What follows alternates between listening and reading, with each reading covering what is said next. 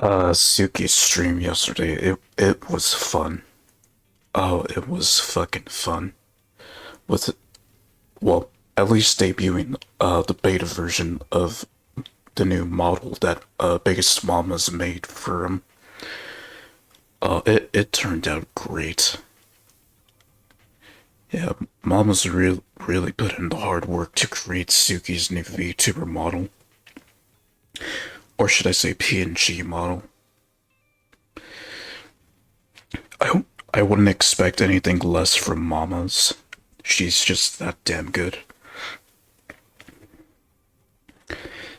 Maybe one day, if I have the money, I might just commission her.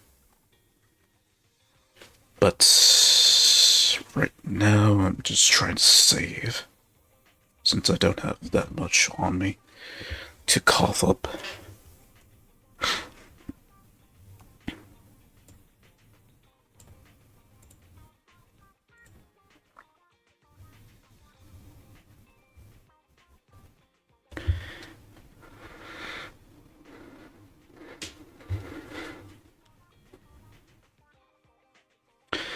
So I know that my fifth Twitch anniversary is coming up, but if I'm being honest, I don't have anything planned for uh my fifth anniversary.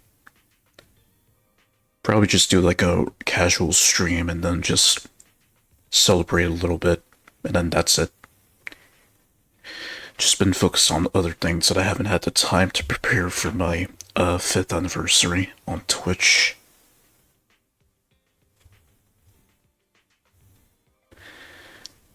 But I mean, I managed to make it this far without the wrath of the TOS bullshit coming to me, so yeah.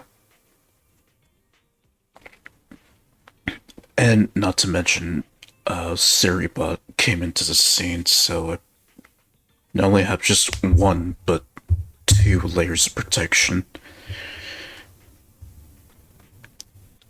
So I'm practically doing just fine.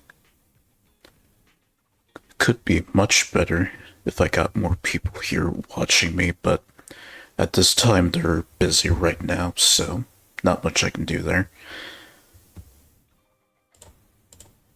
Yeah, TLDR, I don't have anything special planned for my 5th anniversary, nothing that big or anything. Just if I do stream on the day of my 5th anniversary, it's just gonna be like a casual stream.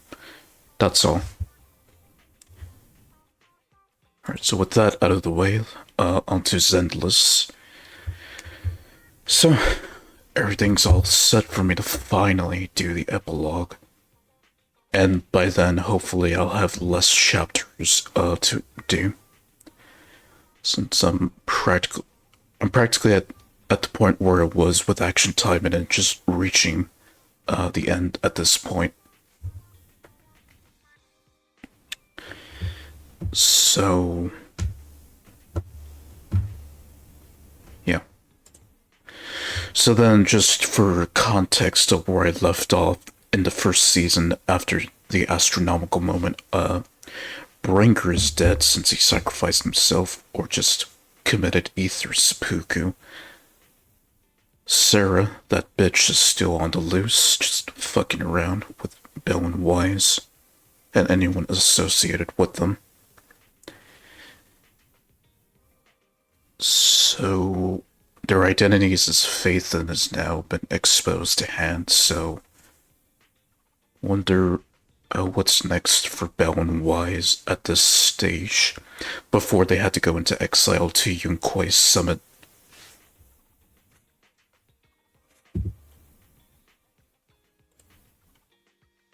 Oh, and before I continue, I need to change the category to Zenless.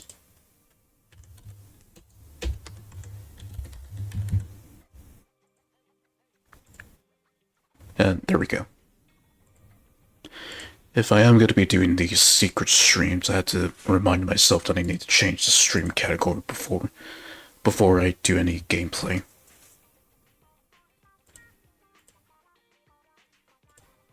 Yeah, so that's done. So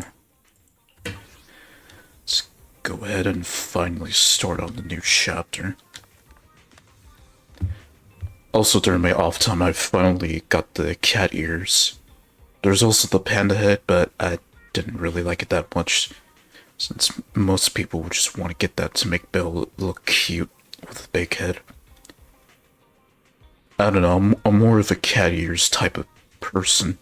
That's why I went with cat ears for Belle. Also, I've unlocked her summer outfit by doing the summer event that's currently going on right now with what arrived for 2.1.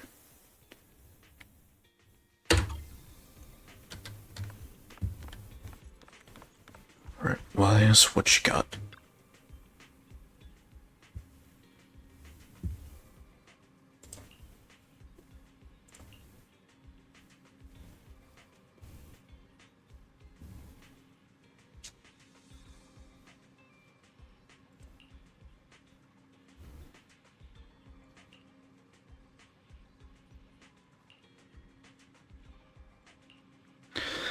So,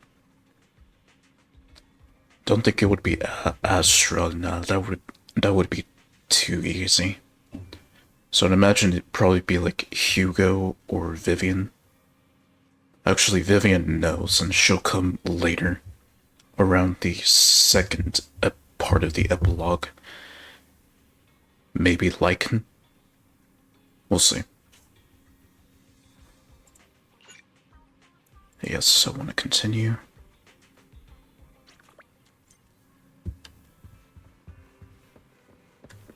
No, it's Hugo.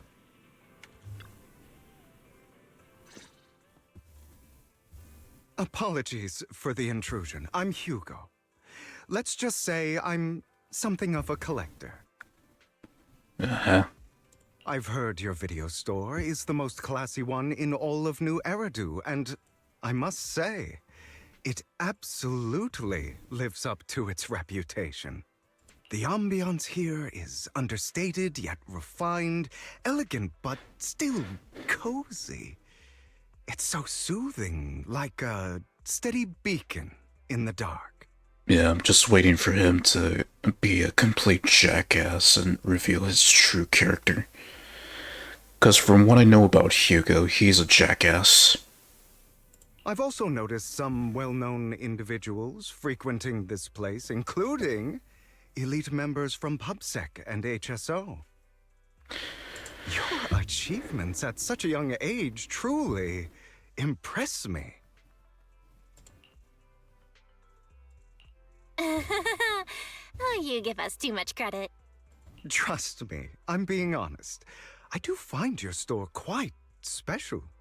Because I guess he wants to know more about Belle and Wise, who they really are. So, I guess the rumors about this place are true. Children of devils. What are you talking about? I'm not following. So he's implying that Carol is the devil. Am I imagining it? Or do you seem really nervous all of a sudden? Children of Devils is an old movie I've been searching for, but it's so niche I can't find a copy in good condition. Nah, we ain't taking that bullshit. Nah, we ain't taking that bullshit. This is Endless we're talking about. The devs damn well know that there's a hidden meaning behind that. Or perhaps, did this movie remind you of something else?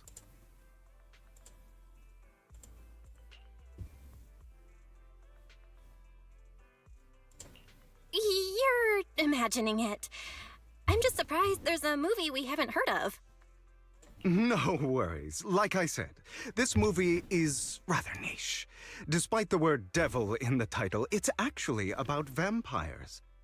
I'm sure you already know. Vampires were a popular fictional concept back in the old civilization. Now, since vampires, well, obviously he's a vampire, so they exist. How did he not get burnt by the sun? Is the question. Or unless he came at night. Typically, they are pale-skinned, well-dressed, exuding a mysterious and dangerous aura. But beneath their immaculate facade lie lethal fangs for draining human blood.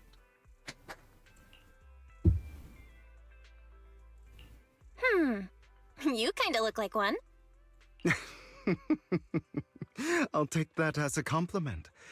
Too bad vampires don't actually exist in New Eridu. And if they did, they would have been scorching and dying to the sun's UV lights by now.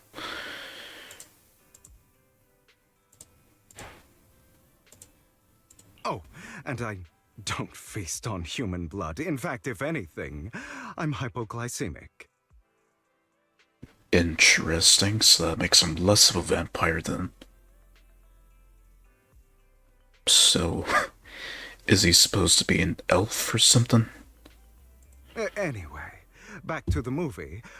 It's about a man who unwillingly turned into a vampire, and after years of plotting, finally kills his evil father, and ultimately dies in the process. Okay, this is important because this will be relevant to the first part of the chapter. What he just said there. So let's keep going. So, it's about patricide. You think so? To me, it's more like a revenge story. The villain just happens to be the protagonist's father. Well, it's a shame you don't have the videotape I'm looking for. I'll just grab a copy of every movie you currently have for rent. So that's their monthly pay. No offense, but you're being overly generous. You don't have a hidden agenda, do you? Oh, psst, no. You've been through this before. I understand the skepticism, but I simply wanted to express my gratitude for discussing such a niche film with me. Your store is like a collector's gem in itself. Please, consider my payments here as an investment in a collector's prized find. Also, another thing, I guess by the time we reach the actual end of season 1, do they actually conclude the story? As in, bring the Vision Corporation case to a close? I hope it's not a half-assed ending where they don't bother bringing that up. Your definition of a collectible is pretty broad. Just as I'd expect of a collector. Because of my work, I happen to know some of New Eridu's upper echelon. Some even collect human organs. Okay, so some kind of black market trade. Just some rumors circling around. Hope I didn't spook you.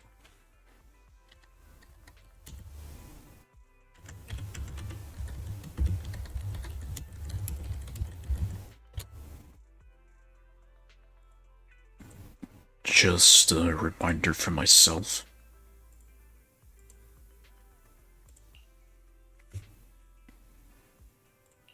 That's nothing. I've seen my fair share of crazy stuff. Guess I was worried for nothing. With so many high-profile individuals visiting here, I'm sure you're well-connected and experienced in various fields. Speaking of which, there's a big industry auction coming up. They'll probably have lots of collectibles, maybe even rare videotapes not on the market. If you'd like to attend, just let me know. Okay, so then, yeah, after the astronomical episode, that's where I get to visit Star Loop, even more. Or visit Star Loop a lot more frequently in the epilogues. Oh, by the way, I saw a marketing event at Lumina Square. Looks like there's a raffle going on. Go check it out if you're interested. Maybe you'll stumble upon something exciting, especially at a place so close to the upper class. After all, there are always secrets hiding behind the light. Ooh. Yeah, that. I feel like there's a bit of that Chinese accent in there. So apparently, okay, apparently when people speak Chinese in this game, it's not actually Chinese, it's Cantonese from what I've heard. I guess not enough Mandarin in this game to really consider it to be like authentically Chinese. Despite the game coming straight from Shanghai. Well, thanks for today. I'll take my leave for now. Until next time, my precious friends. Well, at least the original Chinese version. The global version, they came from like, what was it, Singapore, Hong Kong? I don't know. My guess it's Singapore, because that's how they're able to port the global version of this game. And here we go. So, officially, Chapter 6 for Season 1 in Zenless is the final chapter of the season. But it's going to be in parts here, which it's a pretty big one.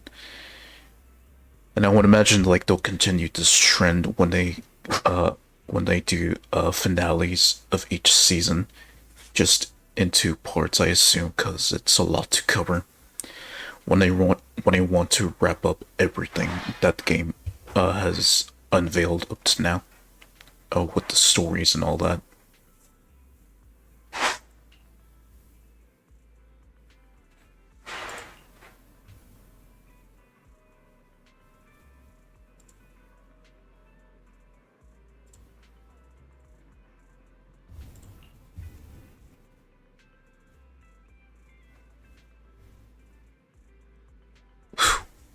Well, Fairy's gonna be happy about that.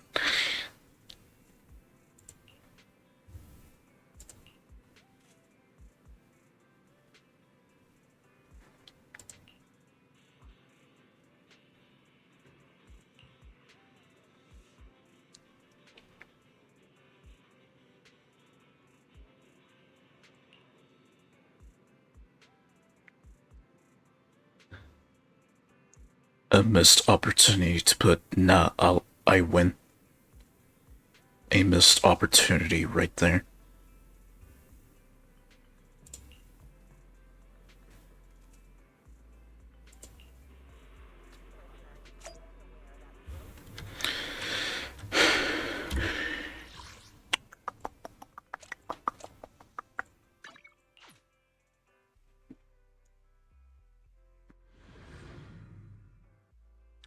Okay, so then the first part here we're introduced to Hugo, and then the second part of the epilogue we're introduced to Vivian. You there! Why not come try your luck? All sorts of prizes are waiting to be won! One of those mystery boxes.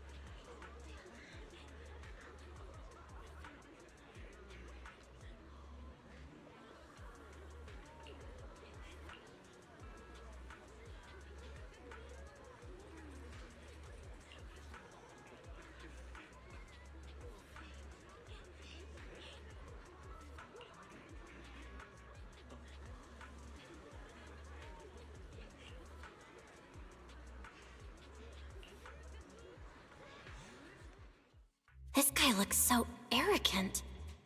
Maybe I should take a tougher approach with him. Quit the act. I've seen right through you. You may look harmless, but I know you have a secret identity. Your crafty skills have caused headaches for countless people. Not to mention, you're revered in your field. Everyone knows who you are. Your true identity is a member of the most infamous band of thieves in New Eridu, Mockingbird!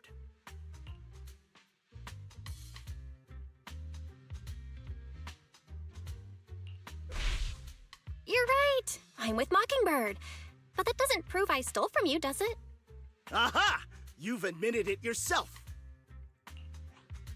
I know you're joking, but it's probably unwise to validate an accusation like that. Forget it. Clearly, you have no idea who I am. I'm Curtis Ravenlock. That's right, of the esteemed Ravenlock family from Tops.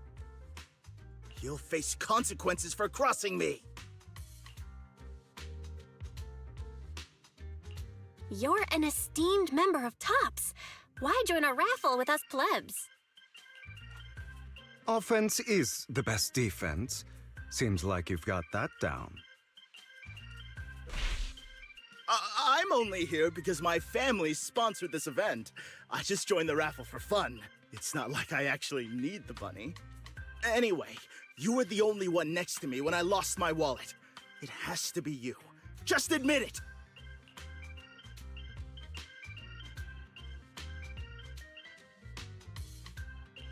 Listen, you can't just throw accusations around.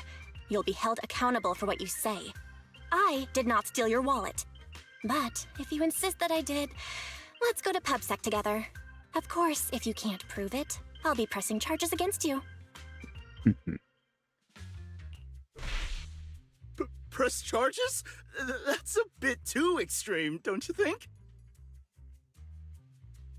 Little privileged white boy. Looks like you found the right approach to deal with people like him. In any case, my wallet is missing. It had a ton of Denny's, so someone's got to answer for that. So I would imagine Hugo stole it from when he was looking.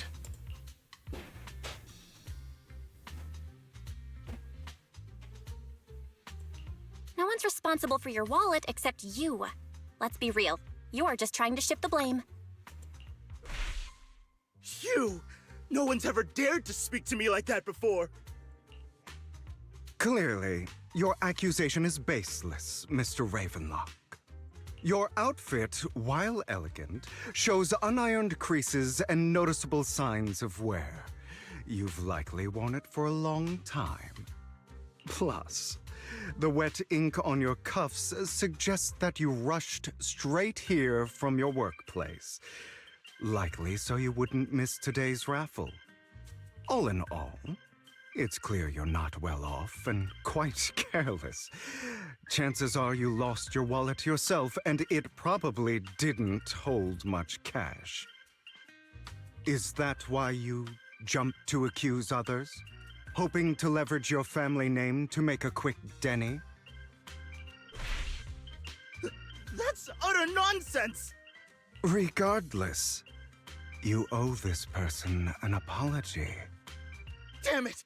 You'll regret this! Just you wait! I really hate it when innocent people are wrongfully accused. But it's all over now. I hope it didn't ruin your mood. I still have some doubts. Did he really just drop his wallet? Regardless of what really happened, he got what he deserved. He should have known what would happen the moment he falsely accused you. People like that should have a taste of their own medicine. That sounds fair to me. Unfortunately, we don't usually see such fairness in our world, do we? Not when you have an organization that's just so damn corrupt that no, they don't give a shit. That's why sometimes I don't mind resorting to unconventional methods to right the wrongs. You seem to be implying something. Don't tell me. A good movie never spoils its ending. But feel free to speculate. Anyway, it was nice running into you. Please, accept this raffle ticket to mark the occasion. May it keep you away from shady people and situations and bring you good fortune. Okay, so he's the type to not spill anything until the right moment for him.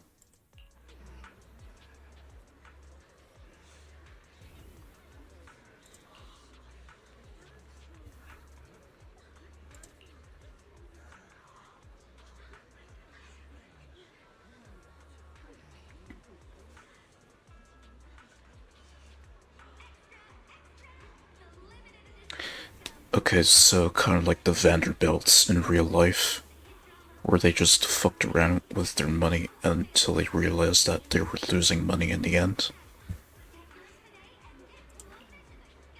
Or what? No, it was definitely the Vanderbilts. DuPonts, they did fine.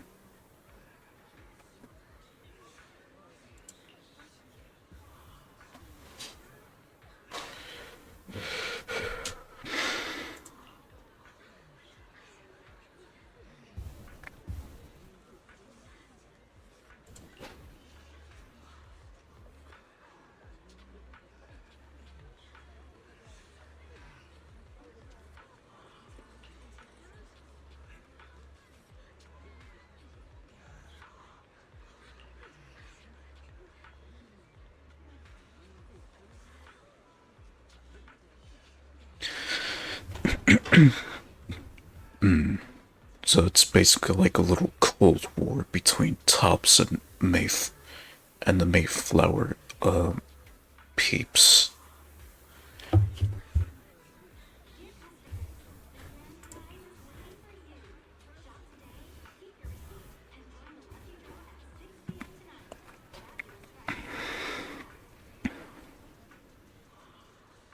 Sounds about right.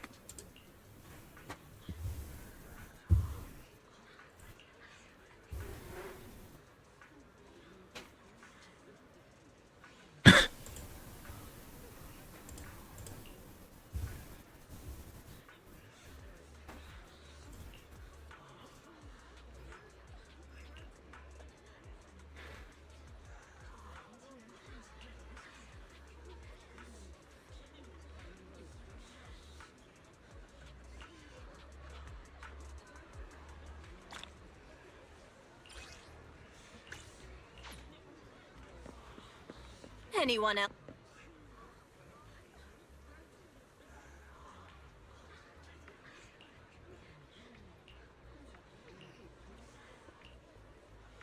Because of course it is.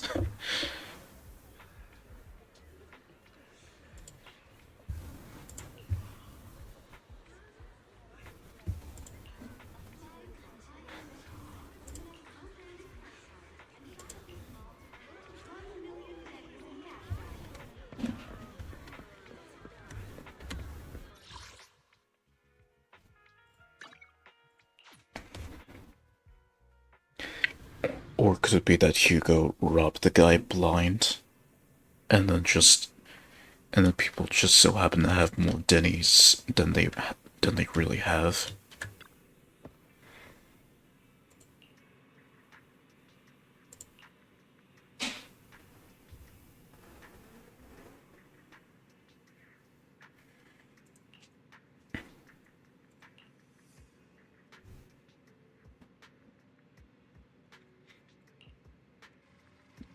It won't be for long.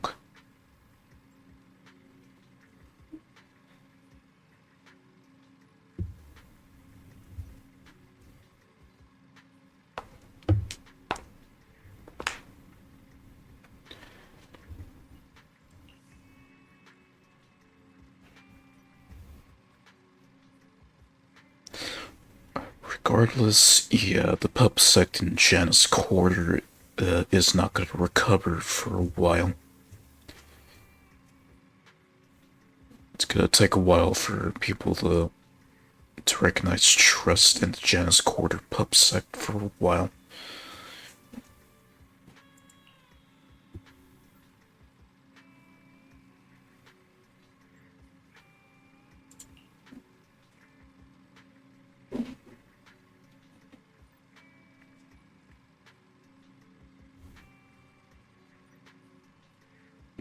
Okay, so this would be the first time that the Exaltists are mentioned in the game before heading to Yonkwei's summit.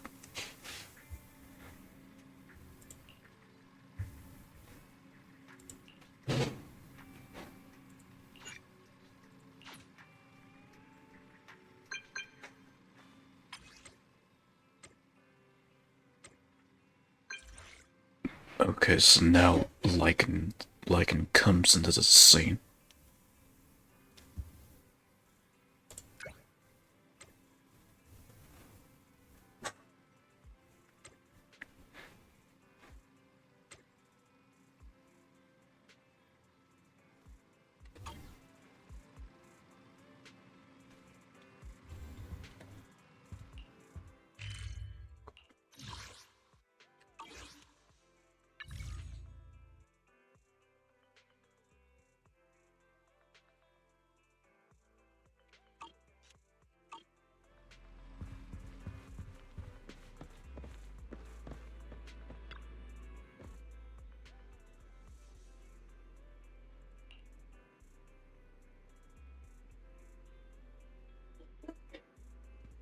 So now they've decided to tell them the truth. Since they've been working with them enough to trust them.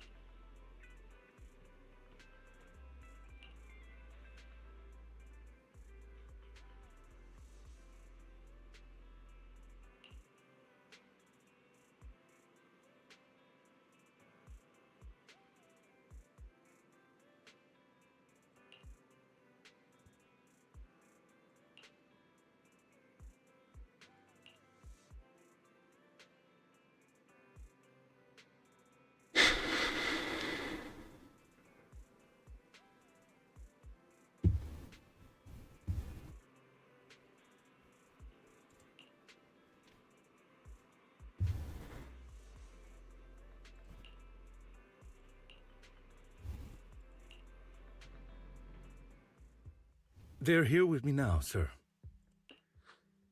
I'm glad to have the chance to speak with you, young'uns. Helios Academy used to be a peaceful and comforting place.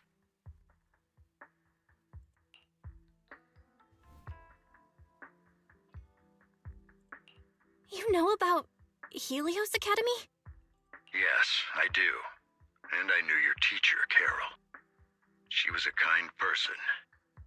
I was truly sorry to learn that she was the one held responsible for the fall of the old capital. She was innocent. There has to be more to the story. I hope so too. It's just that the fall of the old capital still weighs heavily on us all. But I believe you just got caught up in all of this. I'm sorry for what you've been through over the years. It must be tough. Sooner or later, we'll find the evidence to clear her name. Then I sincerely wish you success. At least from where it stands right now in this part of the season, Carol's just considered a bastard that led to Eridu's collapse. The real reason I reached out to you is to tell you something very important. Something about your eyes. I stumbled upon some of the data Kara left behind. She spent much of her time studying ways to minimize the side effects of your eye implants. Teacher, she was always looking out for us. Yes, which is why I believe this was her final wish. As her friend, I want to see it through. I wonder if we'll get to know this guy, like his actual name besides Mayor. Like his history with the Mayflower people and such. Simply put, your eye implants are directly linked to your brain, and their functionality depends on your body's limits. So that's why they can feel how stubbly the EOS is. So that's why they feel it so well whenever they connect with EOS. As a result, the HDD system takes up a part of your body's capacity. This leads to certain issues, the most notable being that it suppresses your innate ether aptitude. Which would explain why both Bell and Wise are incredibly weak to ether. I brought in a team of specialists to analyze Carol's data samples, and after some effort, they created a plan to upgrade the HDD system. After the upgrade, the HDD system will operate with significantly reduced power consumption, allowing for a substantial boost in your ether aptitude, or rather, a restoration to its original level. Whoa, Bell, you are incredibly lucky. Both you and Wise. You'll be rich. And you know what? Since that summer holiday came up in the latest update, yeah, I can see why they definitely had splurged pretty well on that resort. Although they probably didn't even have to, no, they didn't spend a Denny going there since they were just invited by Spook Shack. Which it's season 2 stuff, so I'm getting a bit ahead of myself, but yeah, that's basically what's going on.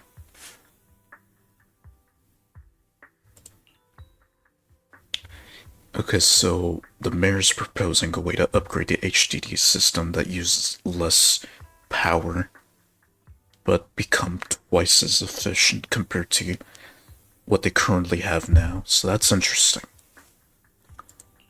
Do you mean that once the HDD upgrade is done, we'll be able to enter the hollows ourselves without EOS?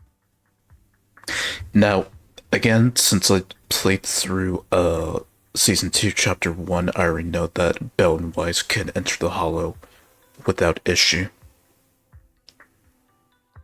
And then considering that they now have the ability to manipulate ether, again, Season 2 stuff, where they finally are able to control ether themselves with the help of Yishun.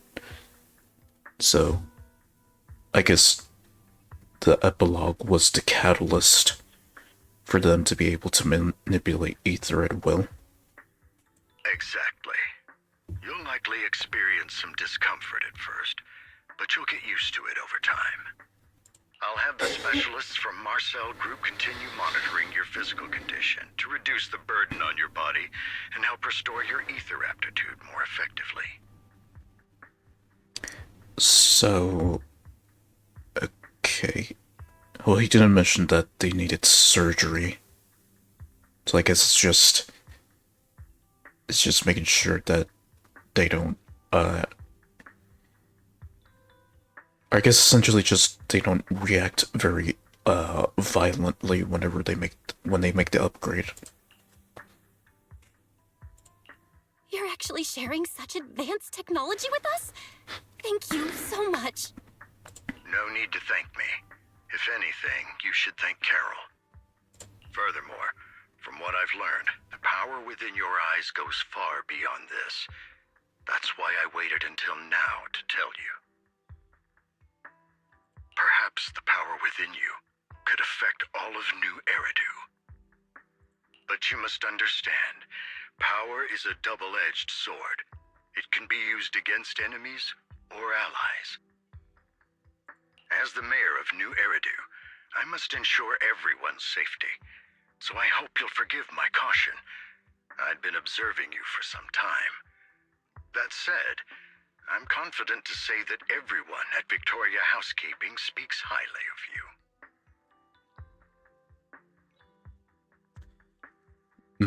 So I'm guessing... So then, how long since that time with the Cretan Hollow with the cunning hairs, or when they helped Belobog?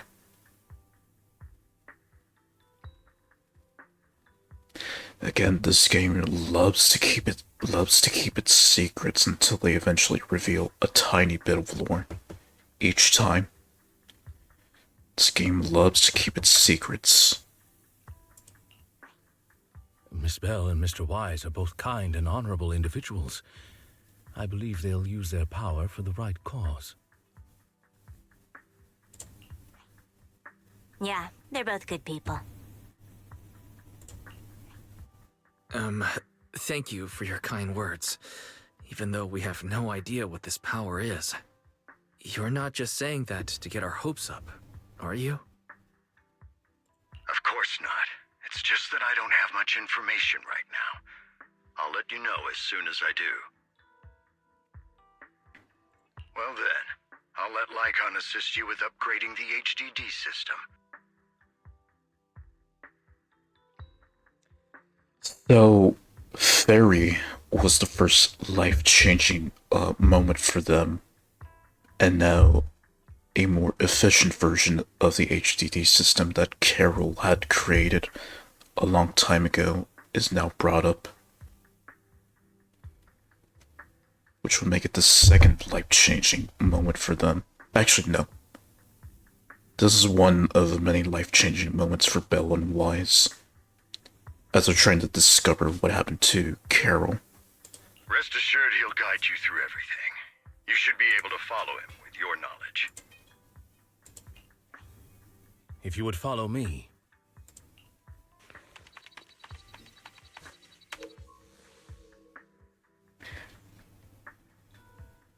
I'm guessing this will be the first that they meet Fairy, both Lycan and Ellen.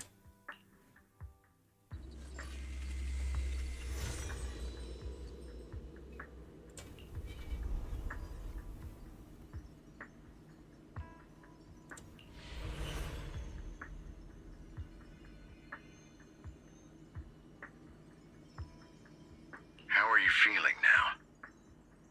All good, I think. So... Really?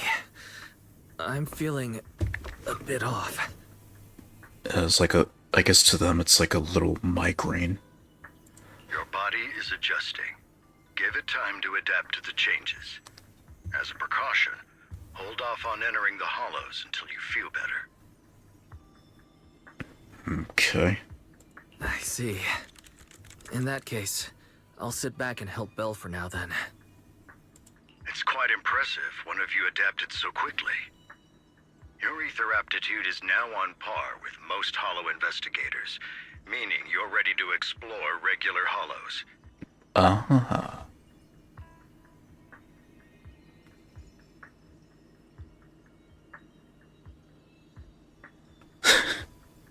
So that's all it took for them to be able to explore a hollows like anyone else, really.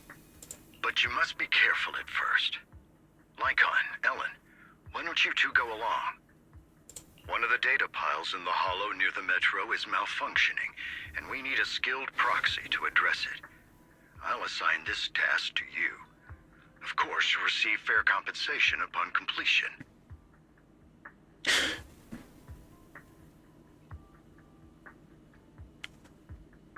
Right, so they met... Oh no, that was Miyabi's father. The mayor himself, he introduced himself in this chapter. So since he followed Belle and Wise for a while, so I would assume that he knows what proxies are, so I imagine he knows that both Belle and Wise are Phaethon. Take your time in the journeys ahead. You've got plenty of time to uncover your full potential. It's quite a journey that they'll embark.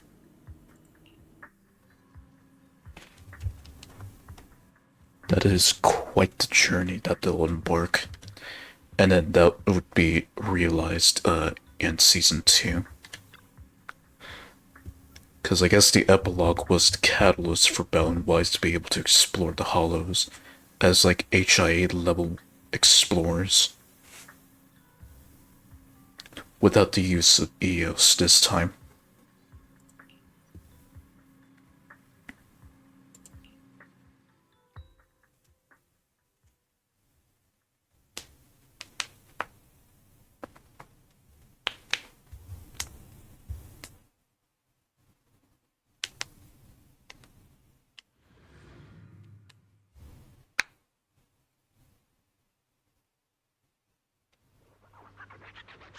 Okay, so back to Creighton Hollow.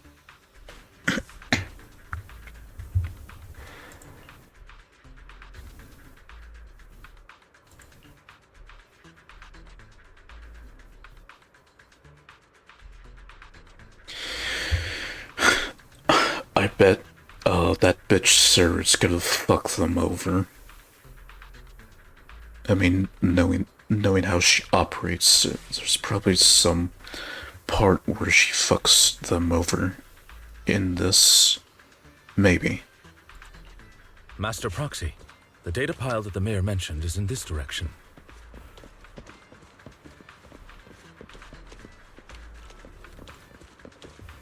Let's keep moving.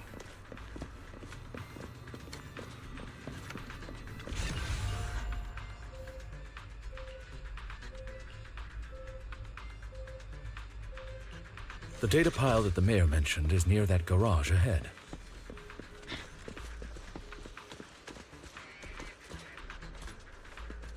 Let us make our way over.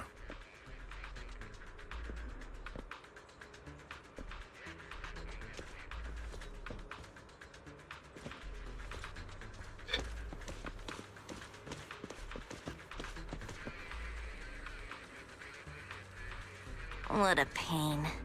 There's nowhere else to go. We'll have to move the train.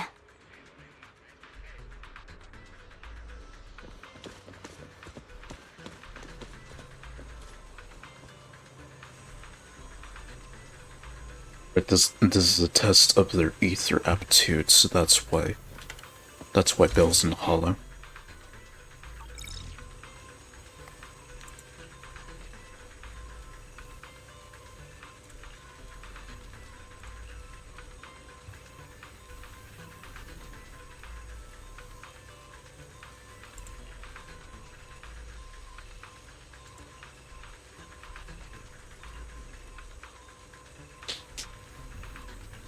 We should search for the passcode nearby to disable the laser, and then move the train.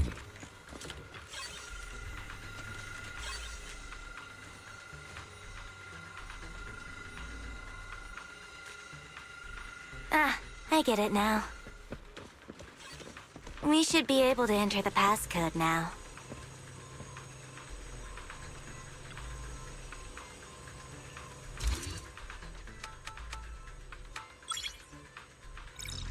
Well, that works.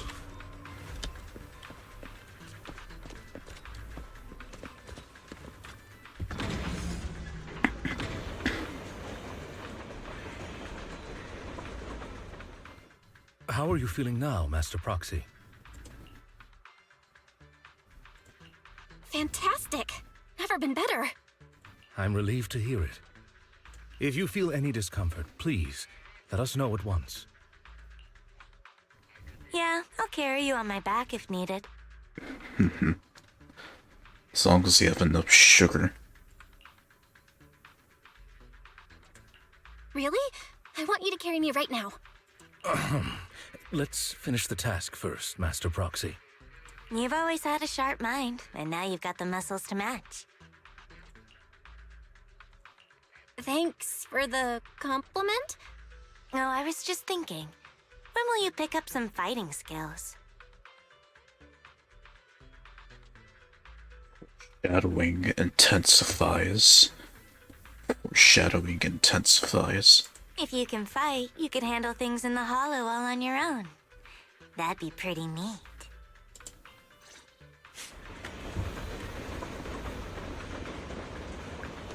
Bell and Wise playable characters.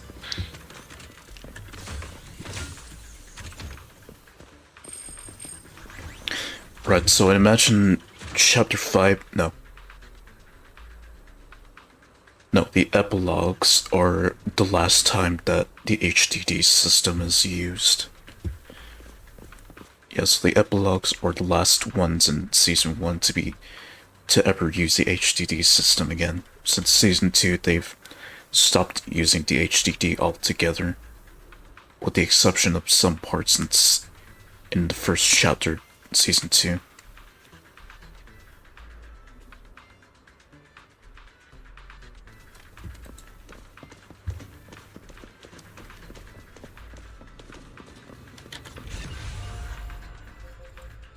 Master Proxy, the data pile is right up ahead. Kind of expecting ethereals to show up. It seems to be guarded, however. Kind of expecting ethereals to show up, but so far none. Probably might have jinxed it, but who knows? Since it's game loops make you guess.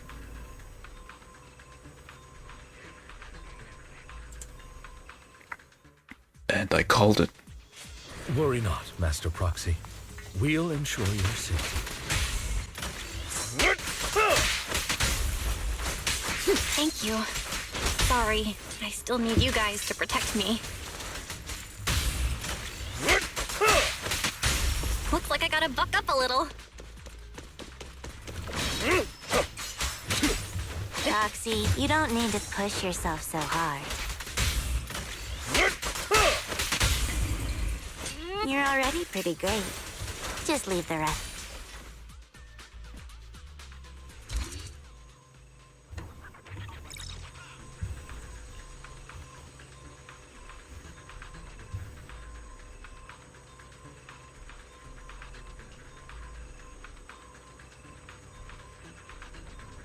Oh, it's another passcode.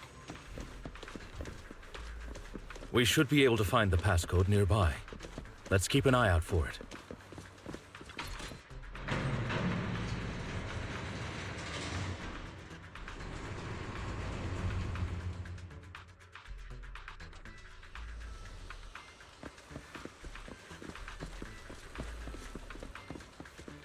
Like up here. Maintaining the data piles in the hollows requires a proxy with the utmost professionalism.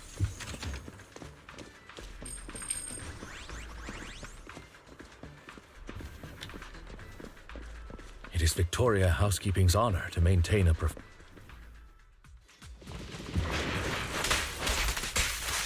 Get back!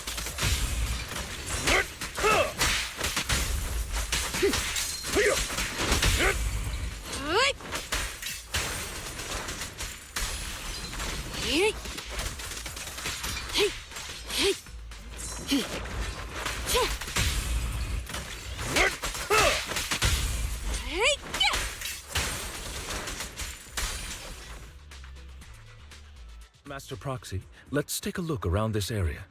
We might be able to find clues regarding the passcode.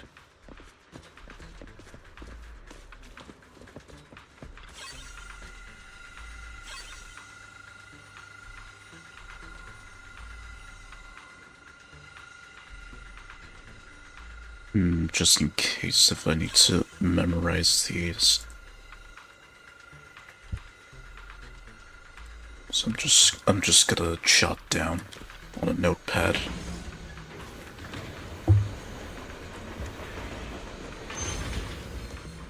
Proxy's moves seemed more fluid in that last battle. Master Proxy, this should be the second passcode.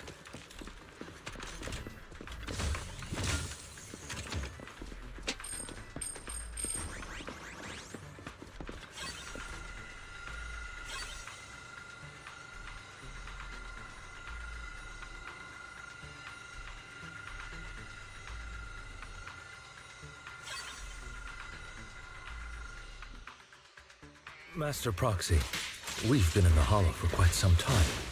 How are you feeling? Get lost! I feel fine. Nothing out of the ordinary. Pain. That's good to hear.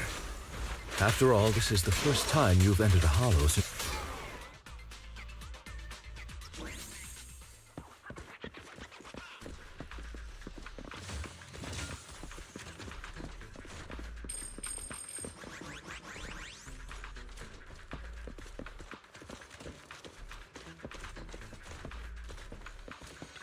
The last passcode is here.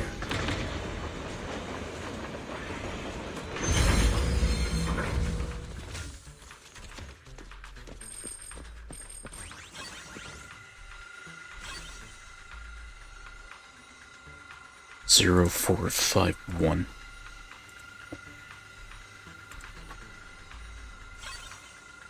All right, that's all of them. So... Let us return and open that lock.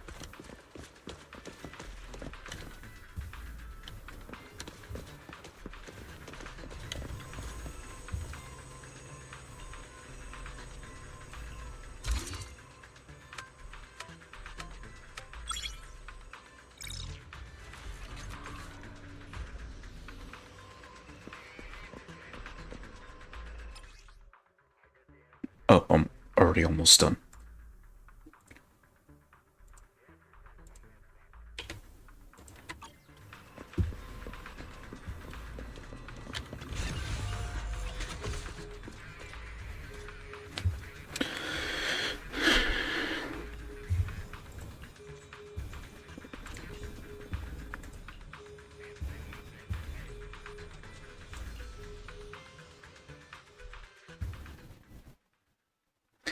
Just perfectly fine, and not suffering to ether corruption. The mission was a success, sir. Master Phaeton's performance was outstanding. Excellent. You truly are exceptional. I'll be frank. I contacted you because I need your expertise for an important task. I'd like you to participate in an auction and help me secure an item up for bid. Hold on. Is it the same auction I heard about? The one with all the high-profile attendees? So this will get like... So since Lycan's involved in this chapter, he'll want to know more about it. Yes, that's the one. I knew asking you was the right choice. Since you're aware of it, I'll get straight to the point. It's related to the sacrifice you encountered. Sacrifice? Has it appeared again? Remember the sacrifice you took down near the construction site? Public security did some research after retrieving it. It turns out it can maintain its form outside the Hollow and carries human genes. That would explain the mimic versions of Jane, Pulchra, and a few others. So that's interesting to bring up. Within it, we extracted a mysterious core. This core possesses the same inexplicable power as the sacrifice, allowing it to exist without relying on ether. So then that being that Belobach found... I like to theorize that it might possibly be Horus himself, Coletta's dad. However, the core was recently stolen from the most secure lab in New Eridu. We suspect this is an inside job rather than an external theft. We searched extensively without success, until I saw the auction flyer. The core has been concealed within an auction item. So you want us to bid on it at the auction. But why us? The power of the sacrifice is highly volatile and destructive. We must keep it confidential, at least for now. And I, as mayor, am not suited to participate in the auction myself. Plus, I'm running checks on my inner circle due to the theft. Frankly, there aren't many people I can trust. Don't worry, the funds are covered, and Victoria Housekeeping will be assisting you. Of course, this hinges on one condition: your willingness to aid me. All right, we'll give it a shot. Thank you very much. I knew that I could rely on you. The only hurdle now is the invitation. It's exclusive to Tops, so obtaining one might take some time. I'll handle that promptly. I'll leave the rest in your capable hands. You seem a bit puzzled, Master Proxy. The relationship between the mayor and Tops seems rather delicate. You're quite perceptive. As you know, the roots of New Eridu's governance lie with the Mayflowers, while Tops is a conglomerate of companies. Power and profit often lay the foundation for conflicts, which is why securing invitations could be tricky for us. Things would be much easier if Tops weren't so involved. That's true. But worry not, Master Proxy. It may take some time, but we will overcome these obstacles. Now, if you've no further need of me, I'll take my leave. Have a good day.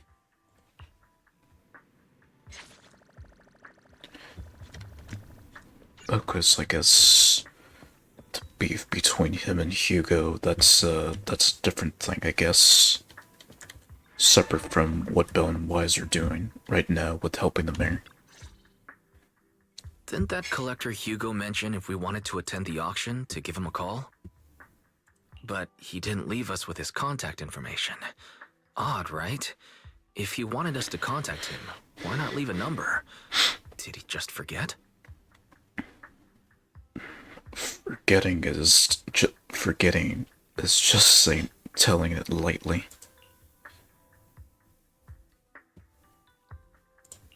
Maybe he left a puzzle for us to solve, like in the movies. You've been watching too many movies, Belle. We need to separate fiction from reality.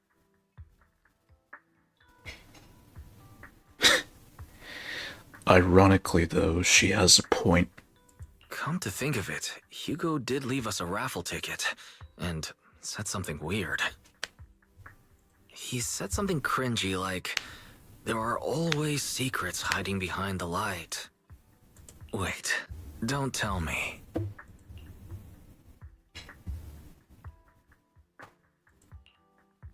I get it now. This guy watches too many detective movies. Anyway, let's try contacting him. Aha! It's you! The manager of my favorite video store. Glad you've cracked my little puzzle. So the puzzle in question was his phone number. I've been waiting for you to contact me. I was worried I might have left a bad impression. Actually, I have a favor to ask. About the auction you mentioned. Could you secure 2 invites for us? Ah, so you'd like to attend the auction? I'd love to assist, but unfortunately, I have some tasks at hand. But if you two can help me with my current task, I should be able to find time to get the invitations you need. What kind of task? Is it something I can handle? Nothing too dangerous, I hope. Don't worry, I would never put you in danger. Let's discuss the specifics in person. I'll wait for you at Do Gardening Shop in Lumina Square.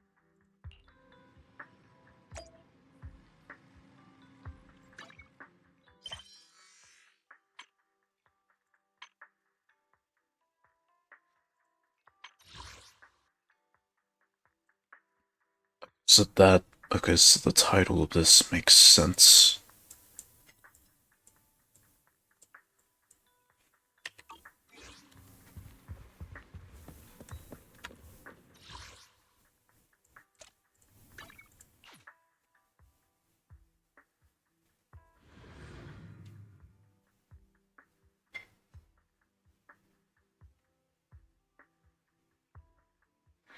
Also, I need to look at the video archive of the story to see what the new tapes look like in terms of the cover. You've arrived, my friend. punctual as always.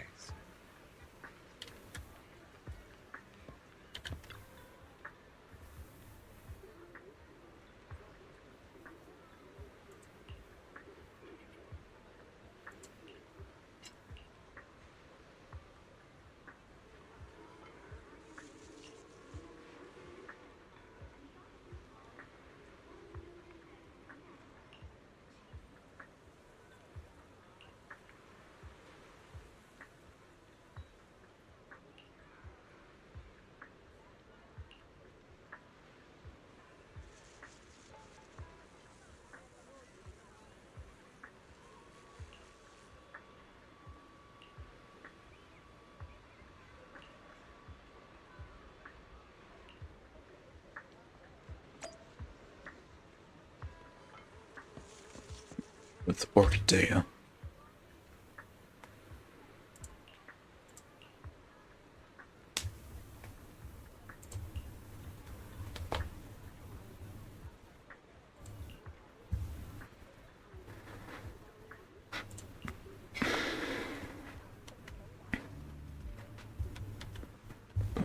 Well, that's one way of putting it for sure.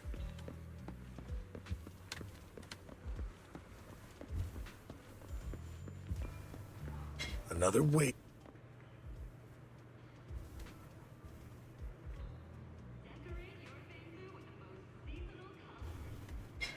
Okay, so the guy in the poster.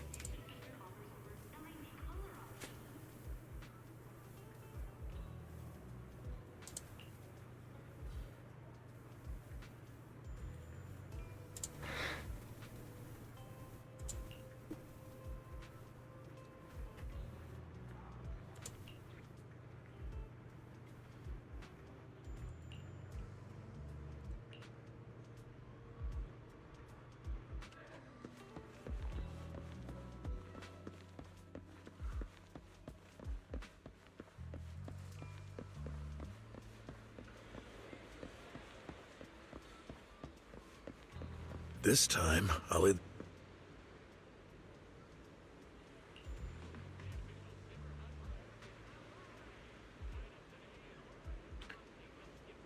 Okay, I need to brush my hair. I'll be right back. But also, another thing that I did, I finally got a system where clips play whenever I get to the BRB screen. You'll see what once I get to the scene.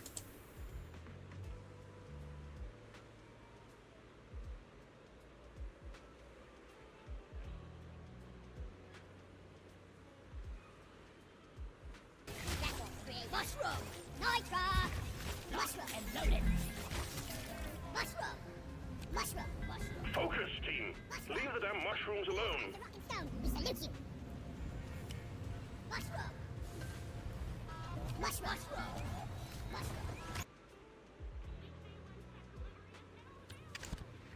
Roger that. Help is on the way. And here we go. Hostile strongholds have been identified.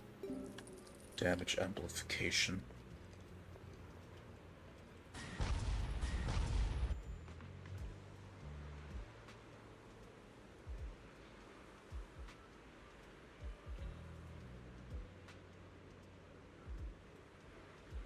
At least according to the description, she's basically two brains in one body. So it makes sense. One bathroom, please.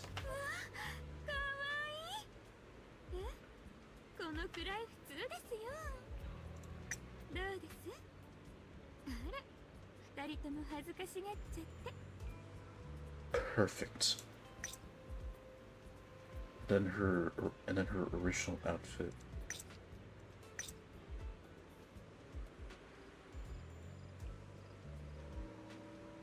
Hardly anyone ever clips, or hardly anyone that follows me ever does a clip. So, yeah.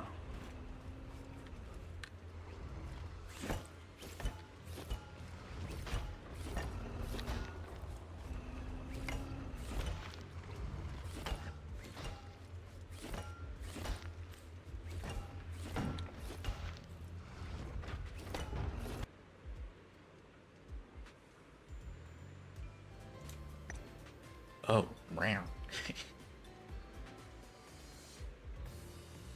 I like her moxie right there. I definitely like her moxie. So now you should see why I decided to get her instead of Micah.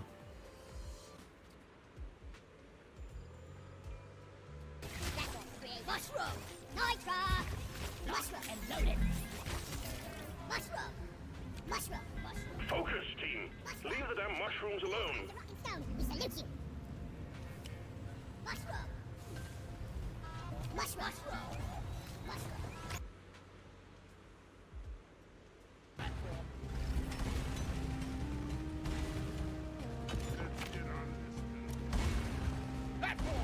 Ah yes, the cheese wall. The perks of being an engineer. Rock and stone forever! Rock and stone, you beautiful dwarf!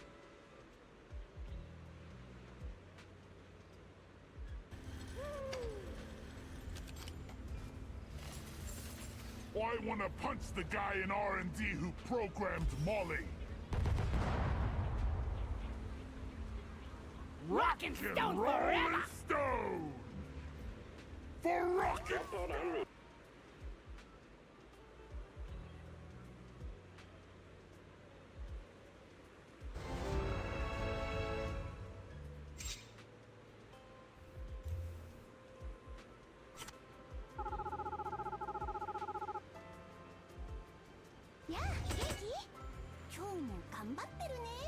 Yeah, Yeah, so I have those abilities since they're more convenient for me whenever I'm like spamming on my mouse or using my spacebar.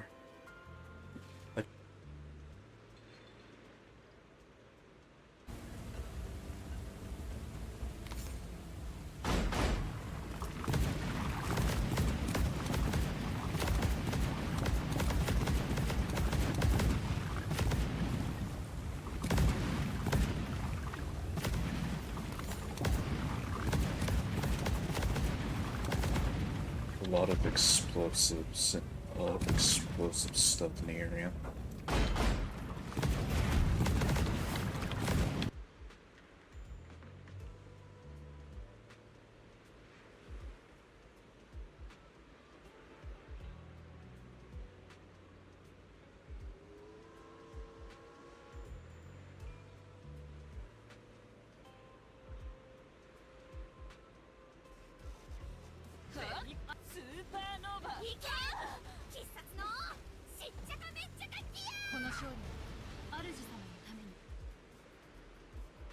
Speed team with a big chest. Speed team with a 3-set chest.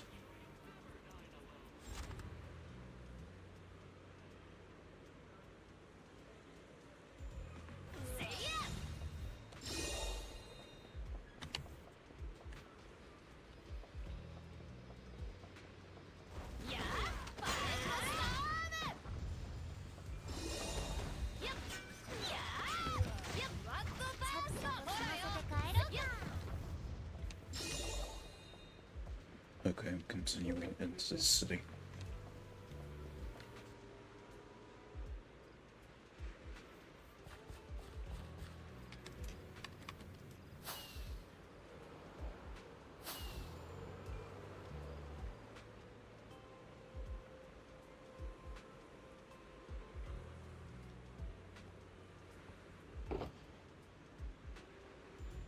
Just barely made it to get some more rockets.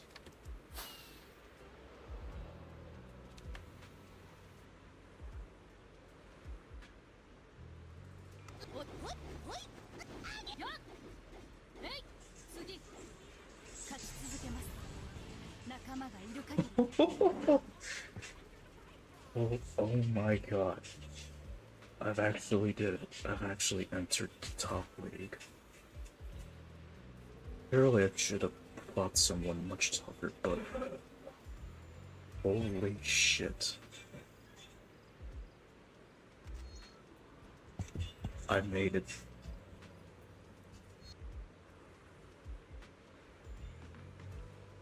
doing some daily stuff. We didn't miss much, really. It was just me, like, heading to the gun range and, killing, the bombers.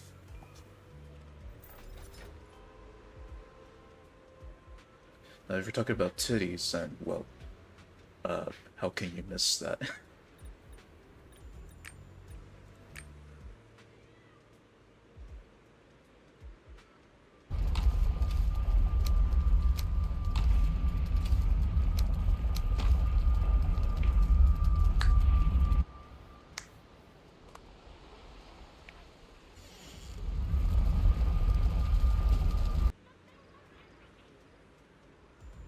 Yeah.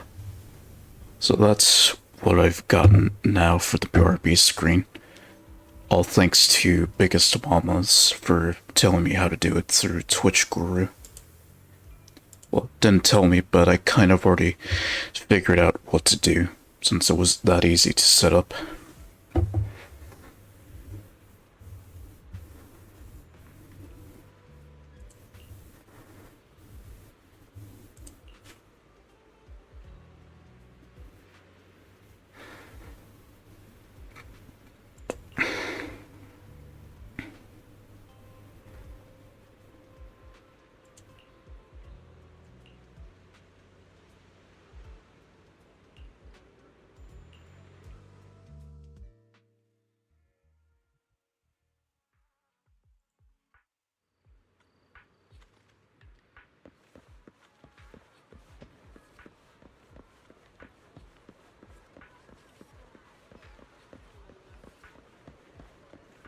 So I guess he's like a antitrust buster. Good day, manager. Wonderful to see you again. You're as sophisticated and charming as always. About our previous discussion, I assume you've made some progress?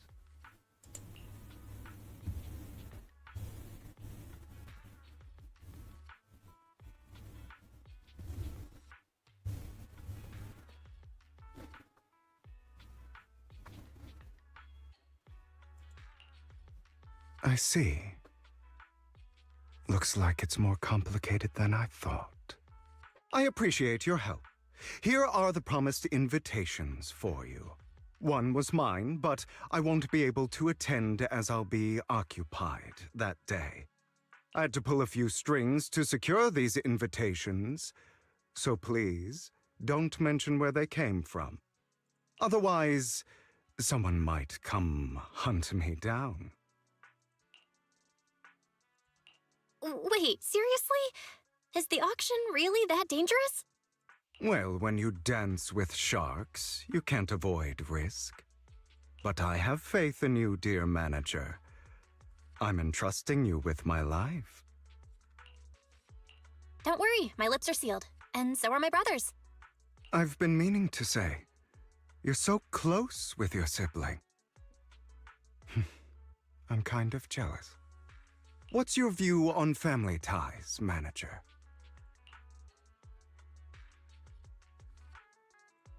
It's a bond you have to maintain carefully. Even as family, we might not fully know each other. For example, someone who was like a mother to us loved us deeply, but also kept many things from us. Mm-hmm. Mother. Huh. For me, that word only brings fear, pain, and hatred. I once had a half-sister. Different mothers. Had? Did you two fall out of touch because of an argument or something? No, we never argued. I would like to try, but it's too late. She's been gone so long. I can barely remember her face. I'm guessing he's not talking about Vivian, just about another one of his family. I'm sorry. I didn't realize it was a sensitive topic. My condolences. It's okay. I brought it up first, and it was ages ago. Anyway, back to what we were saying. It's highly likely that Hartman will be at the auction as well. As you know, while he's the rightful heir to the Ravenlock family, he keeps many secrets. Should you cross paths with him in the future, be cautious. He's sitting up on his high horse looking down on everyone else, and he'll do whatever it takes to get more power. I hope these upper-class people eventually face the punishment they deserve. Too bad the scales of fate lean one way or another, unless someone steps in to tip them back. I digress. That's all for today. I have some errands to attend to, so I'll take my leave. Have fun at the auction.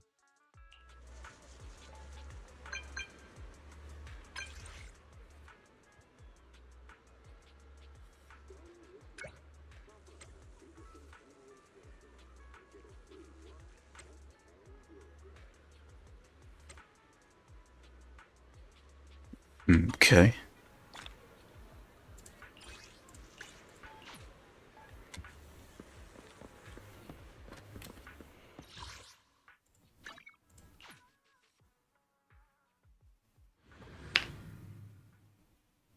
It is a pleasure to see you again, Master Proxy.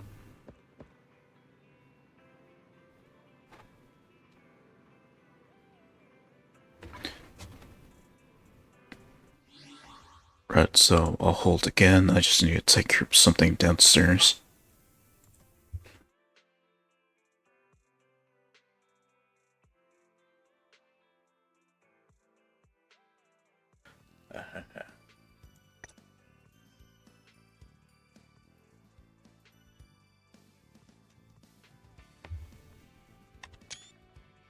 The fine ass lady of the hour.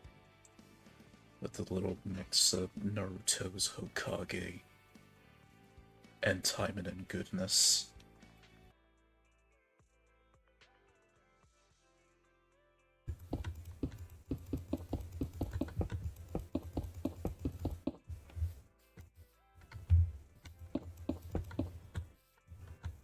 Right, I was gonna ask you, Fyro, this is the first time that you see me stream Minecraft, with you, joining my stream, haven't it? Not sure, but they will probably get approved after a couple days when they manually review them.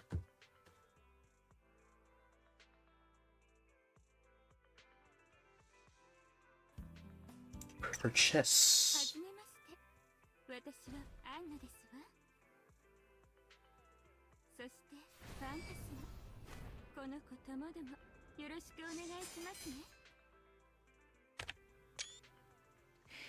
Yippee!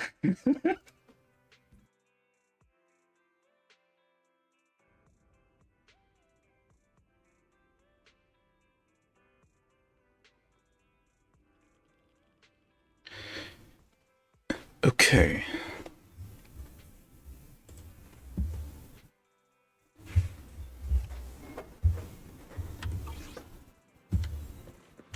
It's been a while.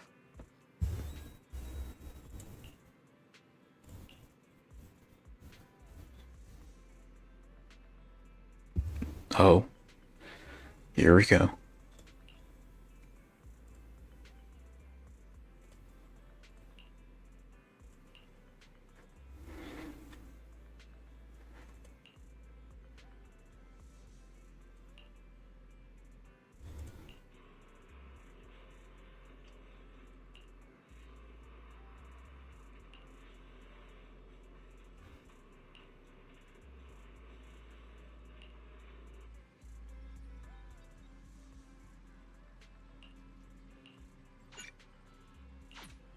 And another.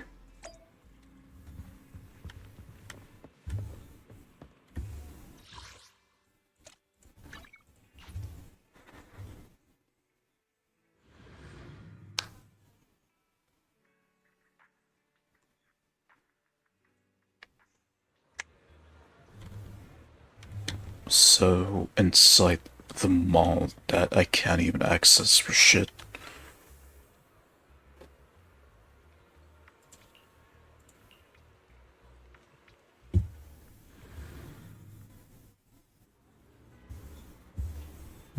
Looks like I am actually inside.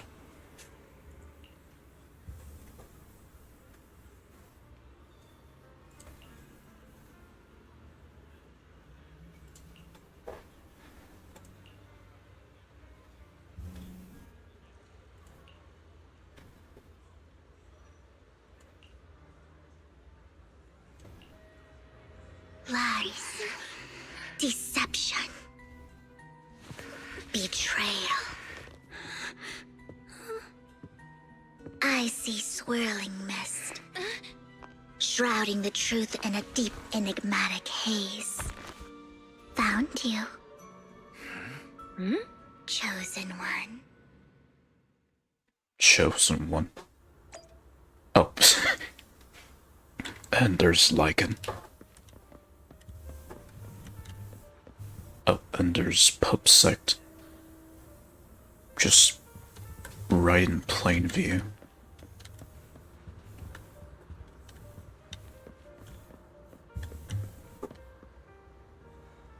Right, so this is my first time getting to know Vivian. Like, I know people have already memed her as this, like, faith and supporter and fan.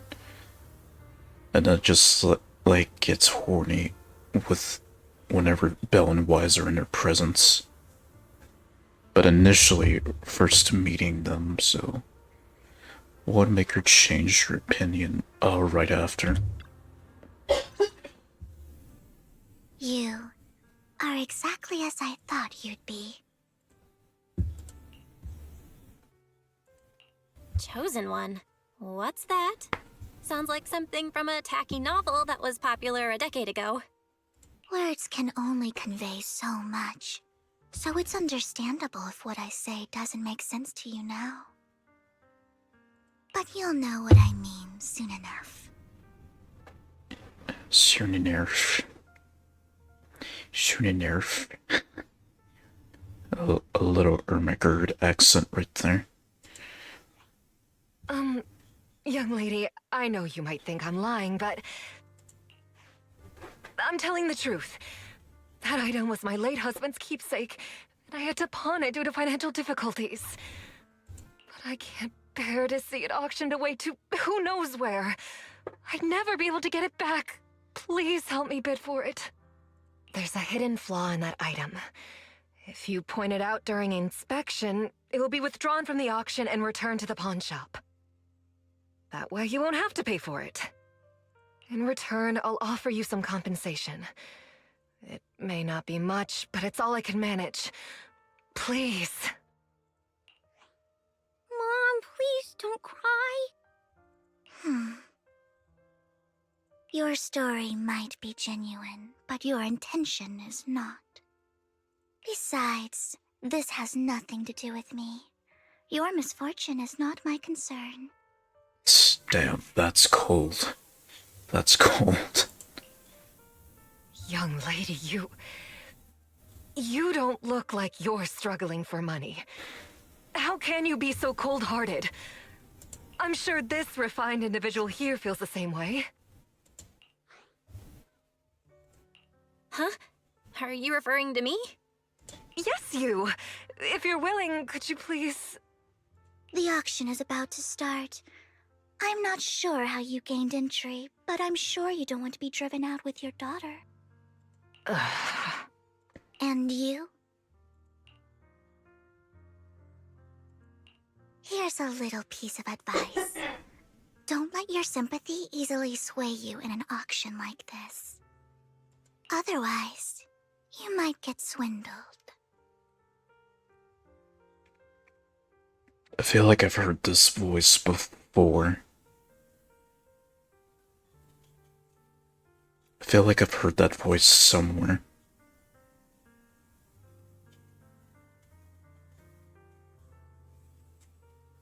I'm Vivian, by the way.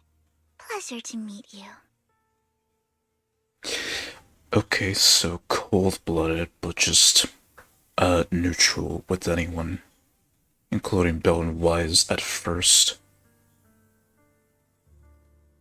So I wonder what made her so in love with them later on.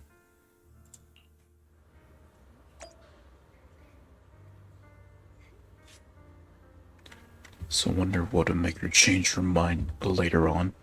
Dear guests, the auction will begin shortly. Please make your way to the venue.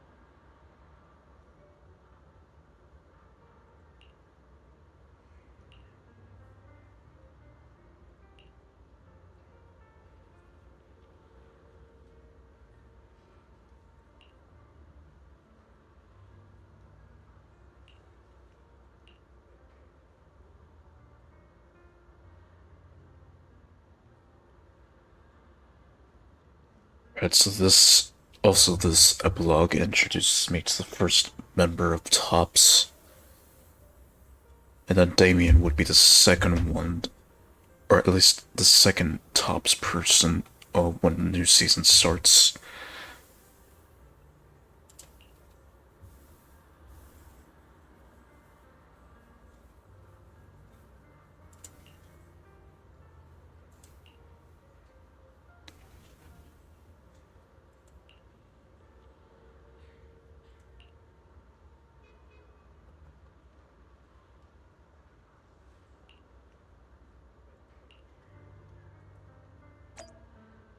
So then, a cutscene or a picture cutscene plays.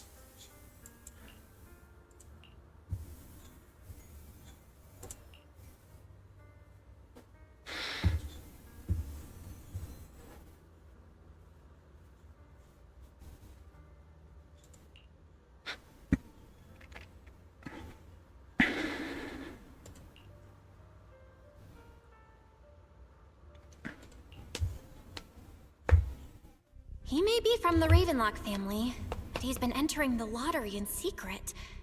Maybe he's not as well off as I thought. Ugh, what rotten luck. I didn't expect to see you here. I won't back down this time. Well then, let's double our bid. Ugh, a commoner would never bid so high. Damn it. She's no average commoner, my guy. No sirree, she ain't your average commoner. A strong move, setting the tone right from the start. Interesting. You should just give up already. I'm dead set on getting this item.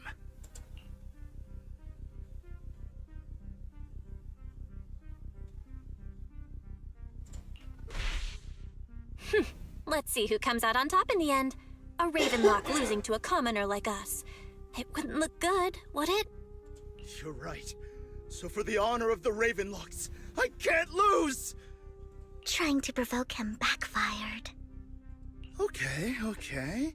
Let's not rush into inflating the price. Seems like it's just the two of us interested in the item. Why don't we discuss this in private first?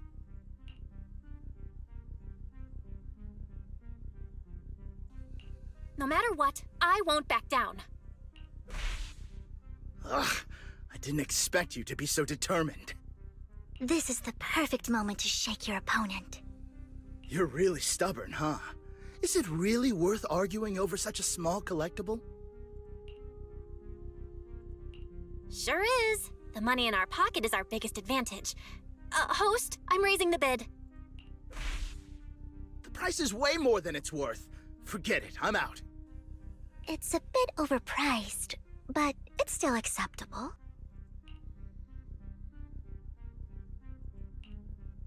Regardless, congratulations on your winning bid. Though, in my opinion, its aesthetic style is a bit ahead of its time. But as long as you like it, that's what matters. After all, the true value of art is in the love people invest in it. The next item is truly exceptional. The final creation of a legendary artist, the only one of its kind in all of New Eridu. The artist's tale is quite fascinating. Unrecognized during his lifetime, his works were discovered by art collectors after his death and became hugely popular.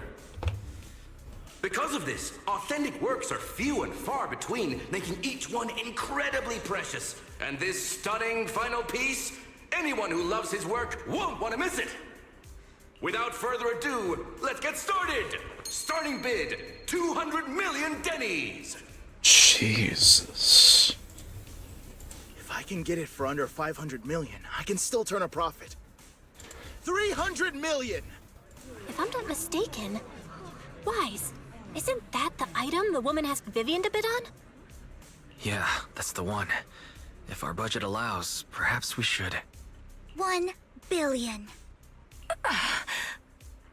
Even if his final piece is a collectible of this quality, starting at $1 billion right off the bat. Since she doesn't have to earn her own money, any bid is just a number to her. Was that Vivian? Wow, she just said, "Don't let your sympathy sway you," then went ahead and bid anyways. Yeah, but she can literally afford not to take her own advice. Oh, this elegantly dressed lady certainly has refined taste and deep pockets. So, is anyone ready to challenge this young lady? Invest in the legacy of a talented artist who left us too soon. Its value could double in the future. I'd advise against it. I'm going to bid on this no matter the price tonight. This young lady is certainly very confident. Our time is almost up at $1 billion. Going once, going twice, going 3 times. Sold for $1 billion. All right, ladies and gentlemen, that concludes the first half of the auction. Please feel free to unwind in the lounge for a bit, as more treasures await in the second half.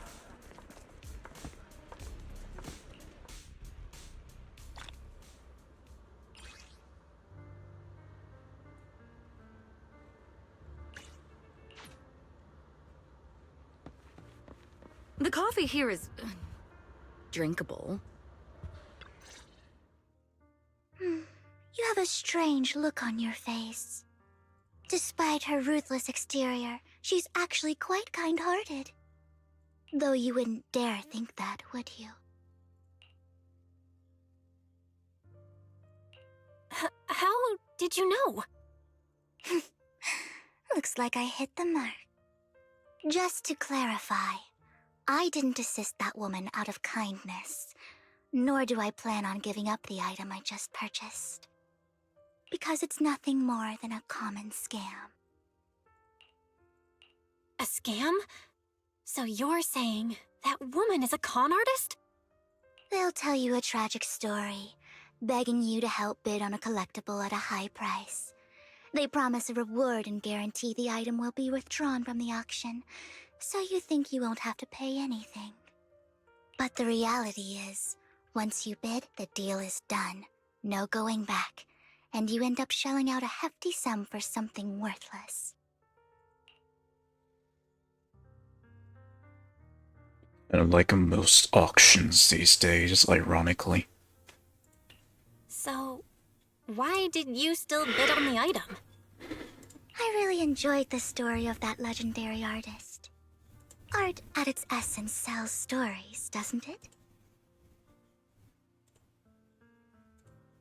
I'm willing to pay the price for the stories I choose.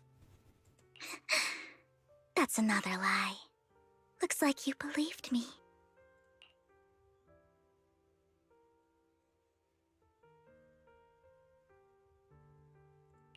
I didn't really believe you. Let me give you another piece of advice. Appearances can be deceiving. People often mask their true intentions. Sometimes, What you can't see is the real truth.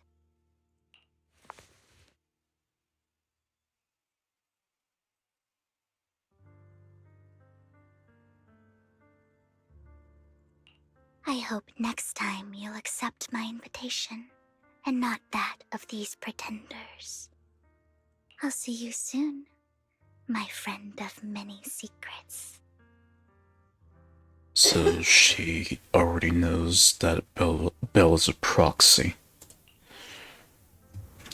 Right from the get-go. The second half of the auction is about to begin. Please make your way to the venue.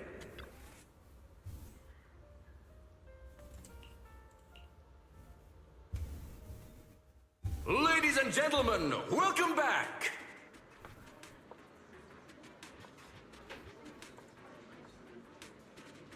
Up next in our auction is tonight's showpiece, the one-of-a-kind Robe of Heroes! Legend has it that, long ago, this was a garment that only a hero could wear. What's truly fascinating is the unique gem embedded in the collar of this robe. It's unlike any gem I've ever seen. Almost magical. So, a little bit of Doctor Strange being referenced. Sacrifice core. Okay, so this is the item that they're trying to get.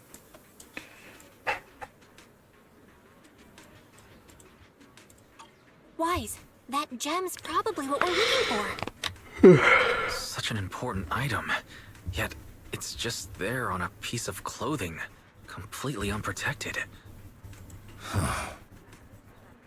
How gaudy. This auction sure is busy. There's people of all sorts, whether they belong or not. Robe of Heroes. What a tacky name. Nonetheless, I'll secure it.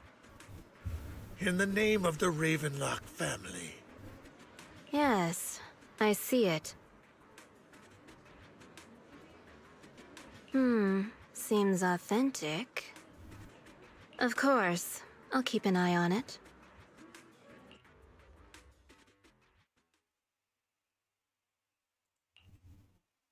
I didn't expect this to drag on so long. I believe there is no meaning in continuing this senseless bidding war. Frankly, wasting time irks me more than squandering money. So, my friend, let's cut to the chase. What did you have in mind? This man is pretty shrewd. Maybe I should match his energy.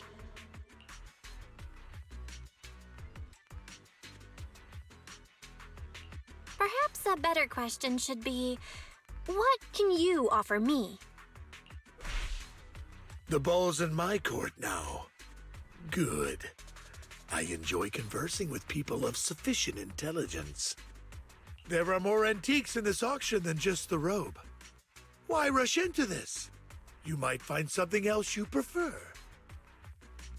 Yeah, so it's one of those things where I gotta be smart with the choices. So for once, they actually put some thought into the choices you choose here, rather than just choose one or the other that just leads to the same thing anyway.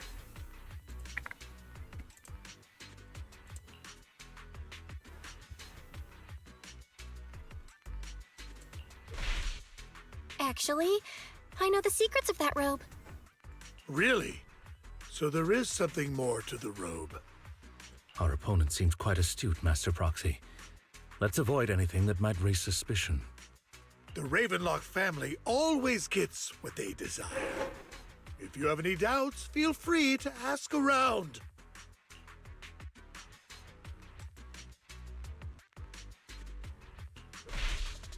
You're not threatening me, are you?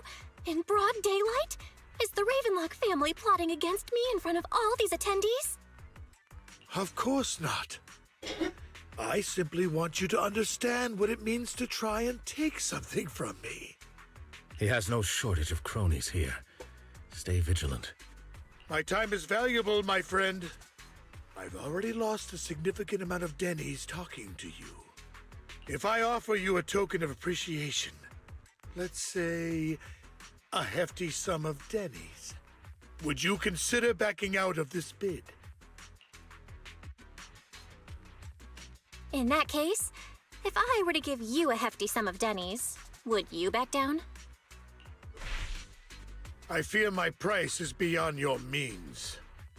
It's been a while since someone dared speak to me like that. All right, since I can't sway you, we'll have to settle this with our financial power. But let me be clear. No matter how high it goes, I won't back down. So even to the brink of bankruptcy. Oh no. Though the mayor gave us a huge sum of dennies, I have a sinking feeling it won't be enough to outbid this rich jerk.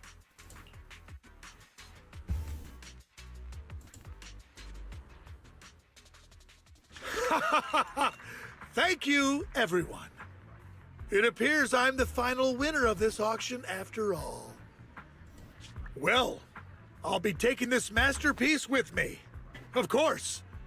I must extend my sincere gratitude to all of you. Damn it, we almost won! Ugh, denny grabbing jerks.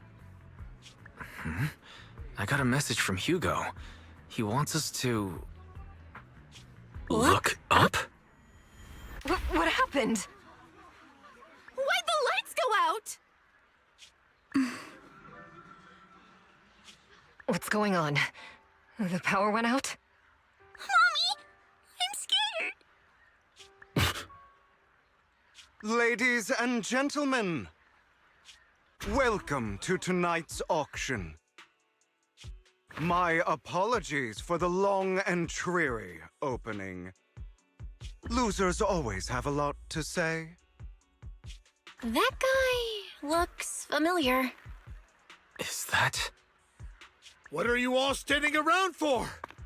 Someone deal with this intruder! How uncouth. I'm simply here to reclaim what's rightfully mine. You! When did you?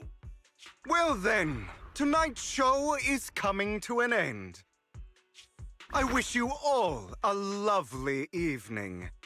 Okay, so now he has the gem. Yours truly, Mockingbird. After him! Catch that thief or forget about getting paid tonight! Well, it looks like they ain't gonna make a dime. I can't believe he's here. And his target happens to be that core, too. Okay, so now the beef is coming into the scene between him and Hugo. Forgive me, Master Proxy, but that... Mockingbird and I have... history. He might find it surprising, but I know him too. You do?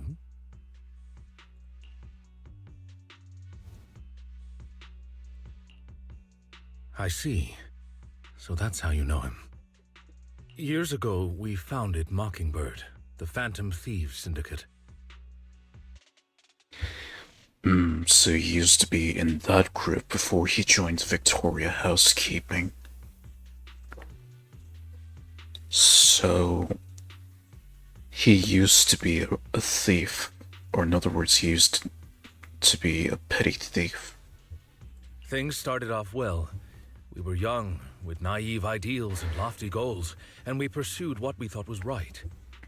But one night, that all changed.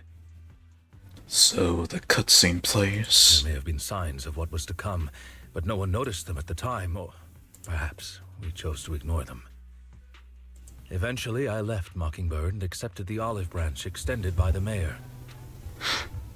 The separation was, shall we say, less than amicable. And my dearest friend became my sworn enemy. Master Proxy, if I may ask, what do you think of Hugo?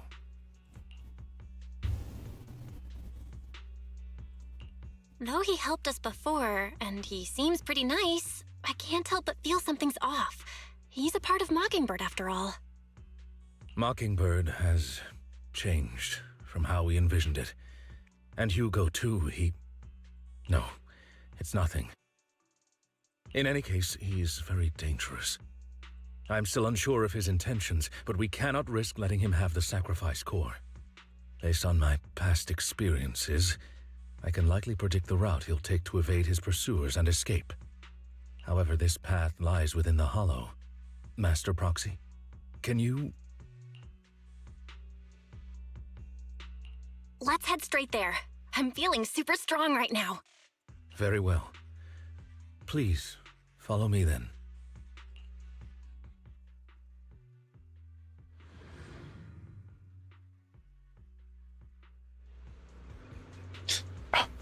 I could surround the Port Elpis Hollow.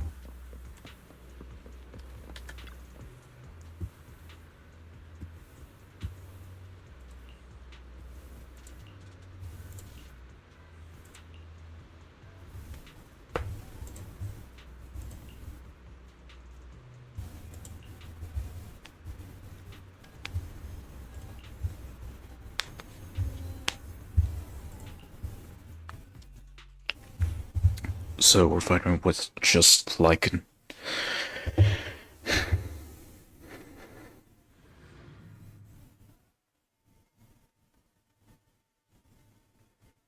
Also, I need to update my About section.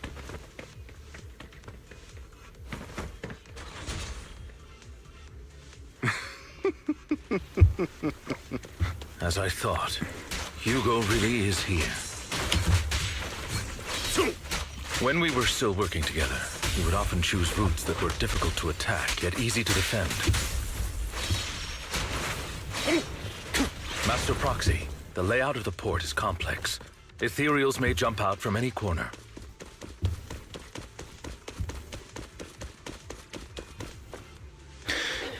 Do be extra careful. Will this also reveal how Lycan got those mechanical legs? Since obviously he lost his legs some time ago, so it makes you wonder, like, at what time or at what point did he lose his legs?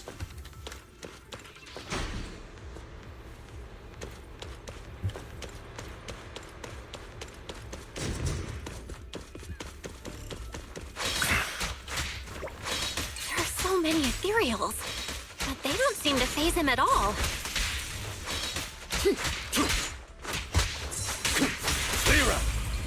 Though I am loath to admit it, that man is quite formidable.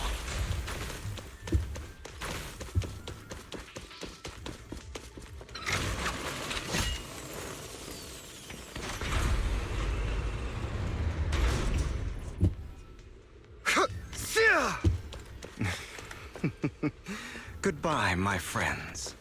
Pay his provocations no heed. All good. These small obstacles can't trip me up.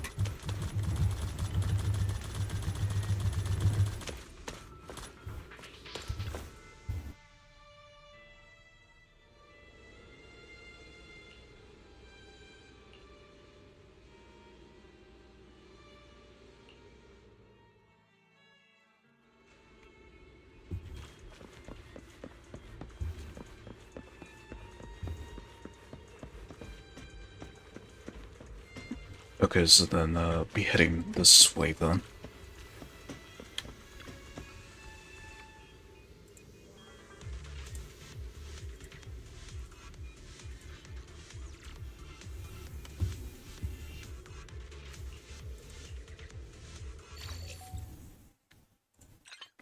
They literally gave me the easiest puzzle, or the easiest repair system here.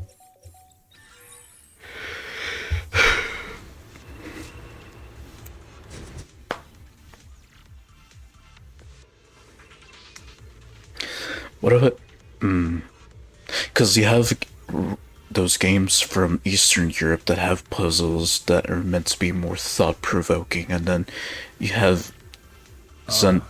Would you like a and then you have Zenless here with their puzzles, but they seem to be pretty straightforward once you get the hang of it. Or it could be the same for all I know, since I don't play that many puzzle games. Careful, or you'll get hurt. I'm not going to let you have your way. Master Proxy, that's one of Hugo's weapons. Make sure to avoid it. Stay calm now. It may look like a coin, but it's actually a dart. He's extremely familiar with this place. Master Proxy, dragging this out will only be to our disadvantage. Let's proceed through here post-haste. Time to hunt.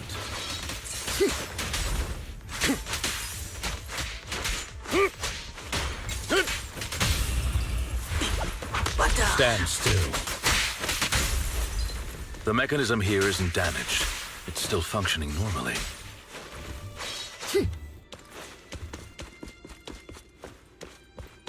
Something's not right. It feels too easy, almost as if he let us through on purpose. You'd be right about that, Lycan.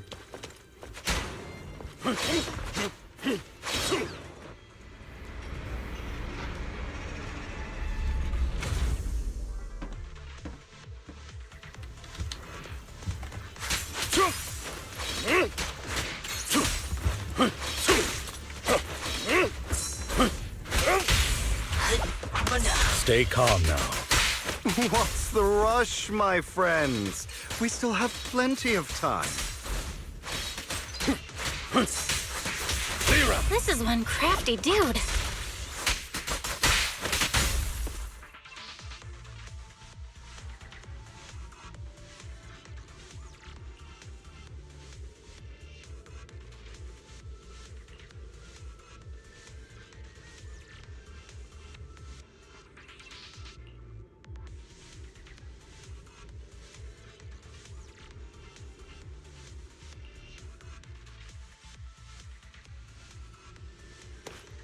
This must be the right way.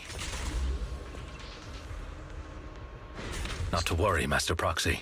Billy had them on a goose chase. Typical. We'll be able to catch up to him soon.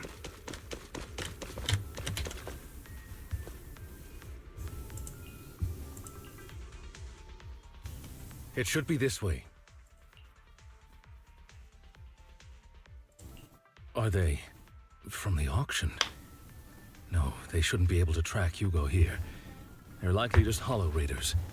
Back then, Hugo would typically retreat into a hollow after securing the goods. And as his partner, I'd be responsible for leading the pursuers astray. I'm unsure if he has a partner now, or who they might be if he does. He was alone the entire time when he approached us before. I see. That's good. It means he must be carrying that core himself. Regardless, Master Proxy, let's steer clear of those hollow raiders for now. Although I'm confident in my ability to defeat them, a clash here might delay us and jeopardize your safety. Our main focus now is locating Hugo and retrieving the gem.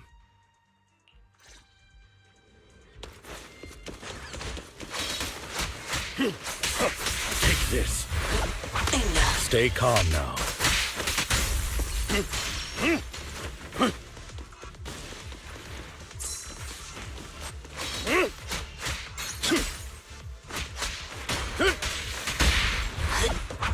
Stand still. He should be nearby.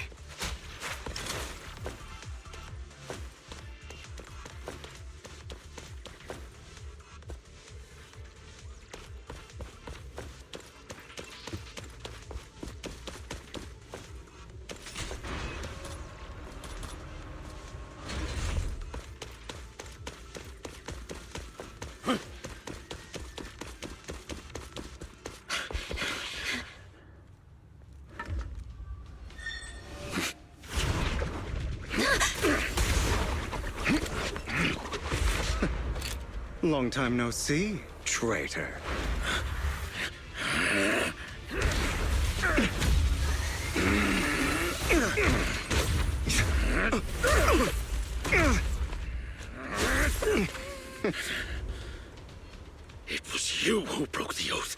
me! You haven't changed, pompous and self-righteous.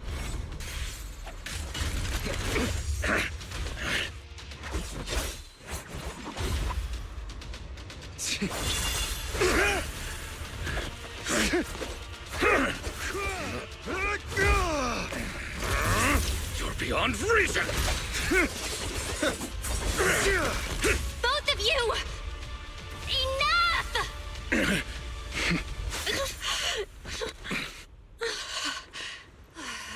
Master Proxy. Are you all right, Master Proxy? Any injuries? Do you want the whole stop moment there? I'm fine. I just forgot I wasn't Eos. I thought your attacks would just go over my head. I'm not used to being this tall, I guess. Rest assured, Manager, my blade has always been steady. I'll never point my weapon at my allies, especially not you. As for that oaf, he has no sense of control in the heat of battle, even turning on his own comrades. I'd thank you not to spread lies. What? Are you denying it? I merely spoke the truth, didn't I? So that's the first that Lycon was genuinely that angry. Really like showing his teeth.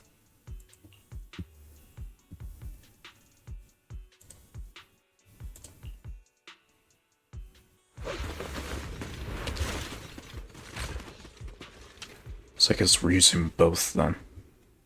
Thought we were in for a tough day, but it seems we struck gold in the end.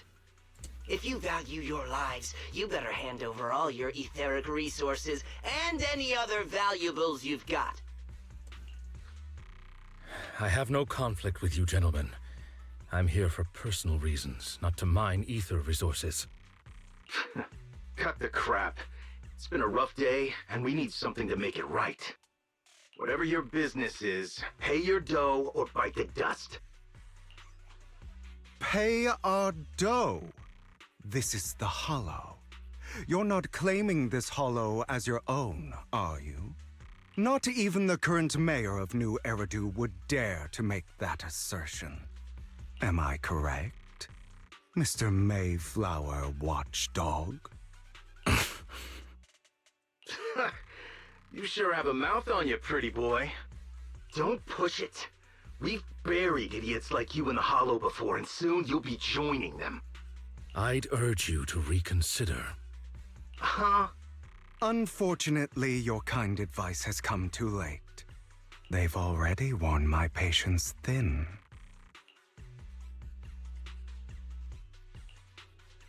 Oh, help me! Scared? Then perhaps you should think twice before you act. You've made your bed. Now lie in it. Sorry! I'm so sorry! Please have mercy! Spare us! We won't do it again! Are you quite done blowing off steam? Don't kill them. I'll hand them over to public security once we're out of... Who do you think you are to tell me what to do? They weren't planning to show you any mercy, yet you forgive them so easily. You haven't changed at all over the years, Lycon. To hell with you and your foolish fantasies of being some almighty savior. Haven't you learned your lesson from what happened with your eye and legs? Okay, here we go. My principles remain unshaken. No one has the right to take another's life. Sinners deserve punishment. Do you know how many lives they've taken?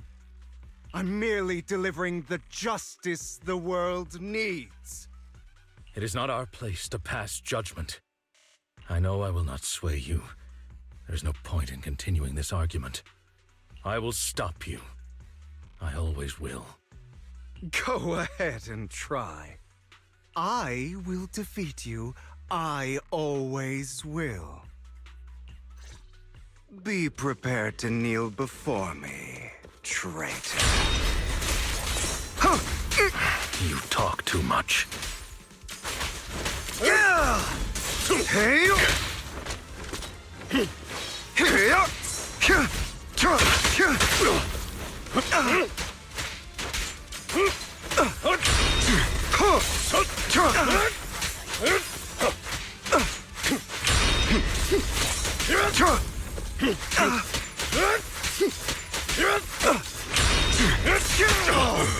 Out of my way!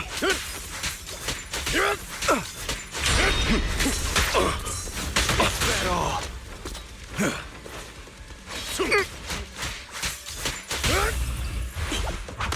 Steak. Really? Do you two have to do this now? Ready to continue? My apologies, dear manager, but I'm itching to teach him a lesson. Shut up!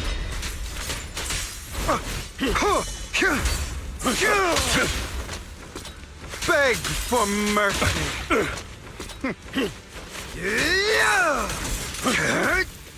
Trying to run, are we? With this power?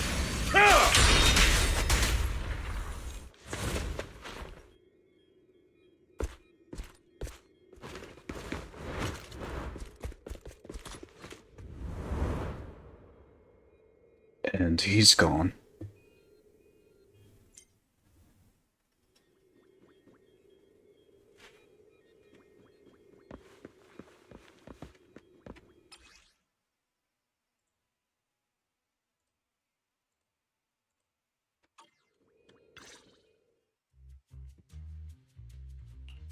Worry not. Mastery of my skills will come in time. But there's something more important I would like to teach you. Something about faith. So there's his other eye before it got clawed. So just thinking back to the past.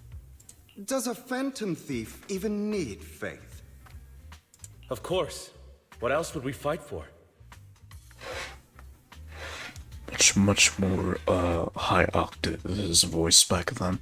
For wealth, fame, and power to stand at the top, so nothing and no one can imprison us. Isn't that what everyone desires? Or perhaps by faith, do you mean something asinine and empty, like justice, dreams, or friendship? Hilarious. Grow up, Lycon.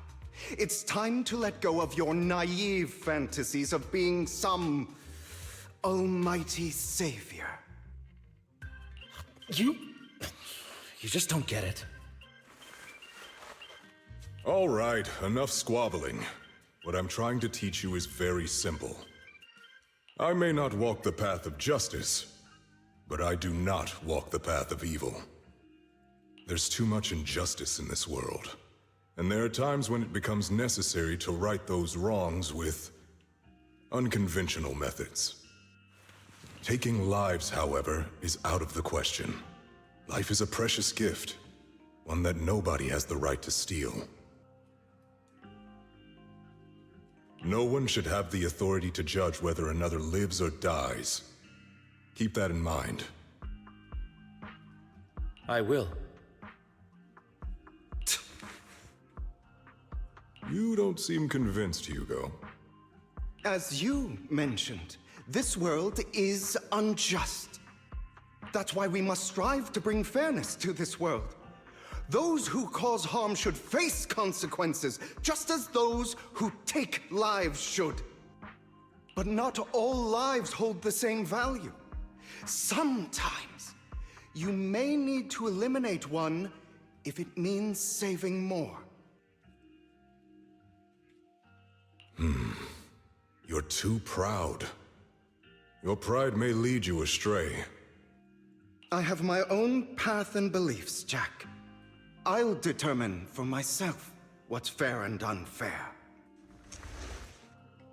Hey, watch your mouth. If it weren't for Jack, you'd be dead already. You're a smart kid, Hugo. Skilled too. You could easily take the life of a sinner. However, what if one day you found out you were wrong? What if that so-called sinner were innocent? Could you bring them back to life?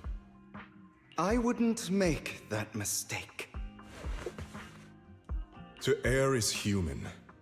Everyone is bound to make mistakes. It's good you are open with your thoughts. I just don't want your troubled past to weigh you down. Because your hatred doesn't define you. It only eats away at you.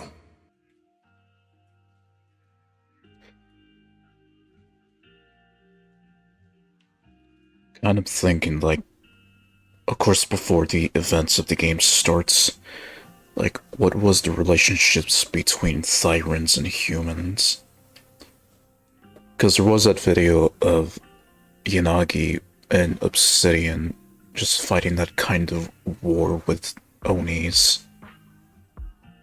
It's basically like a giant race war. So you'd figured, like, there was probably some heavy dosage of racism back then, before the events of the game began. Because you're dealing with multiple races, you'd figured like there'd be a lot of racism at some point. Thyran racism and then human racism. But somehow that got fixed over the years. It's an interesting thought. It's something interesting to think about since you got Thyrans and humans coexisting with each other. Like, how did you get to that point?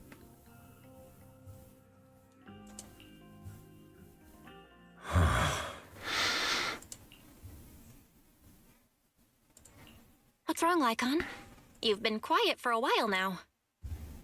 My apologies, Master Proxy. I was just reminded of some past memories. Before Hugo and I founded Mockingbird, we had a mentor, Jack. He took us under his wing when we were in dire straits, imparting his skills and life lessons. But Hugo didn't agree with his viewpoints. Perhaps our paths were always fated to diverge. Okay, I'll admit. I've been itching to ask, why did you two split up?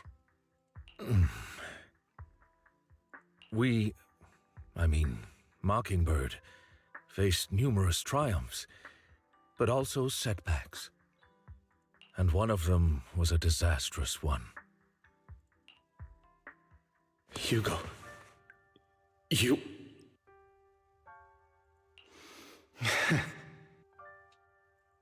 Was this you? All this? So what if it was? Have you gone crazy? Have you been planning this all along? You'd bury all these lives in the name of vengeance? They deserve to die. Especially my so-called father. I should have killed him a long time ago. A really long time ago. You know what, Lycon? There's some people whose only purpose in life is to bring more suffering into this world. Sometimes murder is what brings justice back into this world. Someone's blood. And for that, I must stain these hands in blood. Enough! I can't trust anything you say anymore. I'm leaving Mockingbird, now! Where are you going? Anywhere. Someone from the Mayflowers got in touch with me before. Are you mad?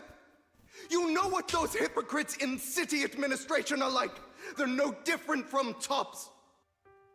We fought them together all this time, and now you're leaving to serve as their lapdog. Are you going to turn your back on Mockingbird? Turn your back on me? The mayor is different from the others. But it doesn't matter. I'm not going to even try convincing you. As your friend, I'll give you one last piece of advice. Please, stop here. And I guess since that day, that's when your friendship came to an end. Otherwise, the day will come where your hatred and ambition will consume you.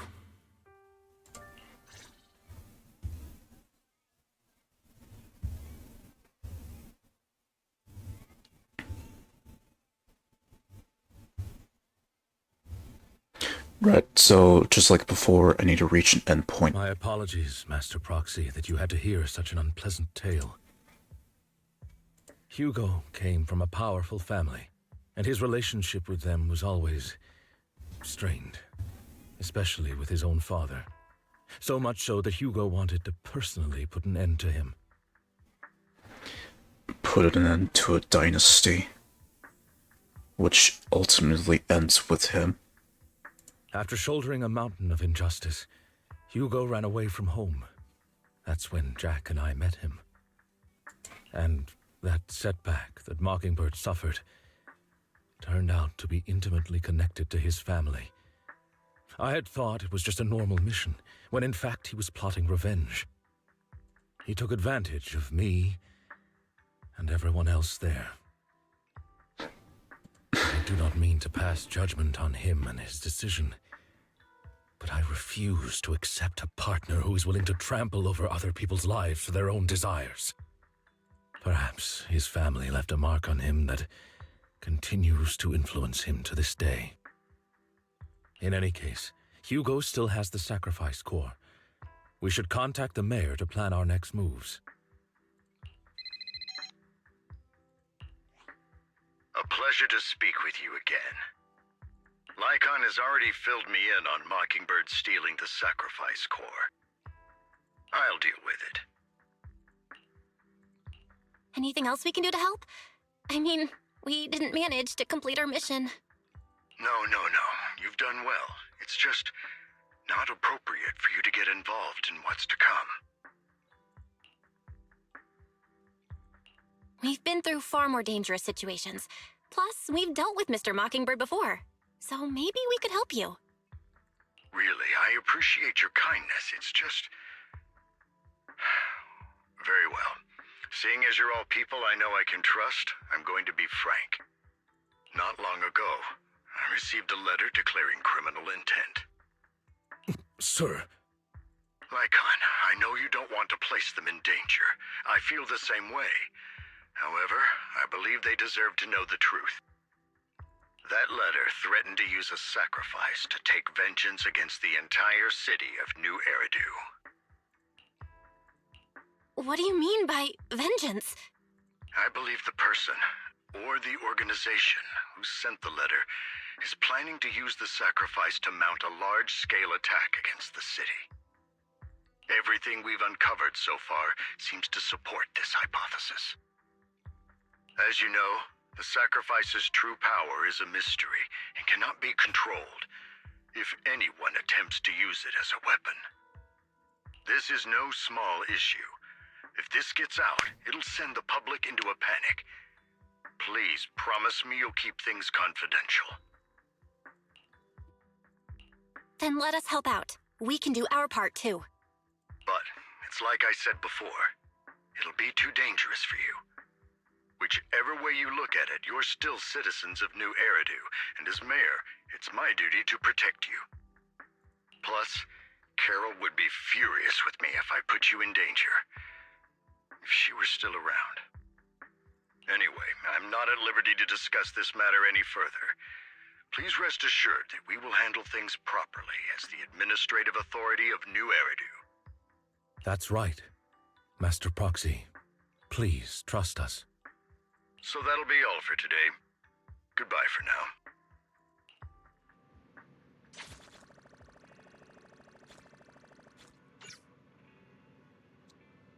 So I guess the matter is just settled between Hugo and Lycan.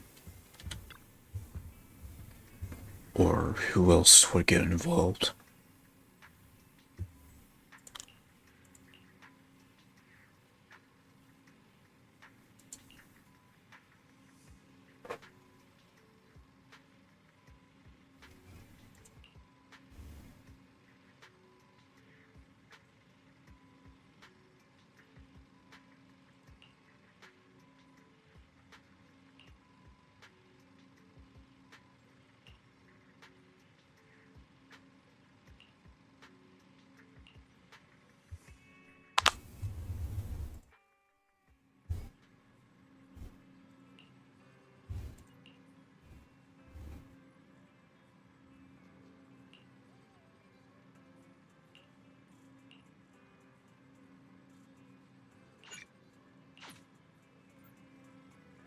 Okay, so now it shifts back to bring your case.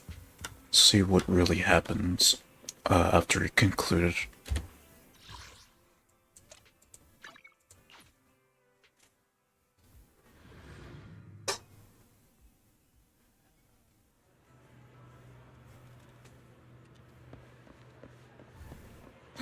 I'll have to work overtime to finish this mission report.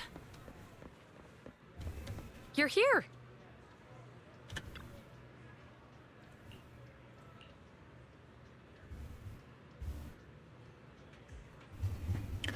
Now I wonder how she feels since she lost her own she lost her savior who turned out to be a bastard.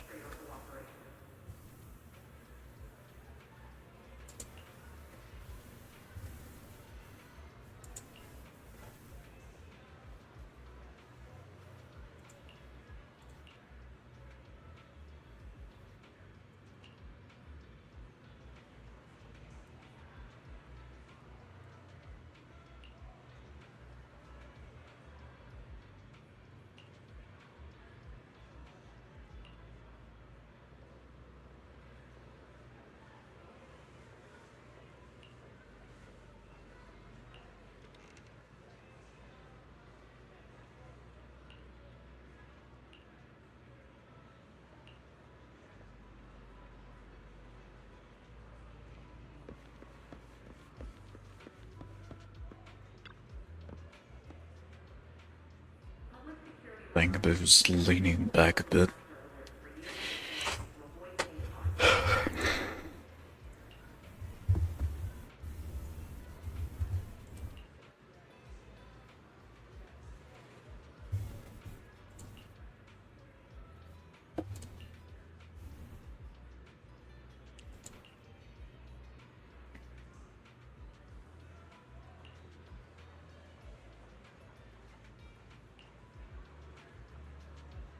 Yeah, look at it just bending back.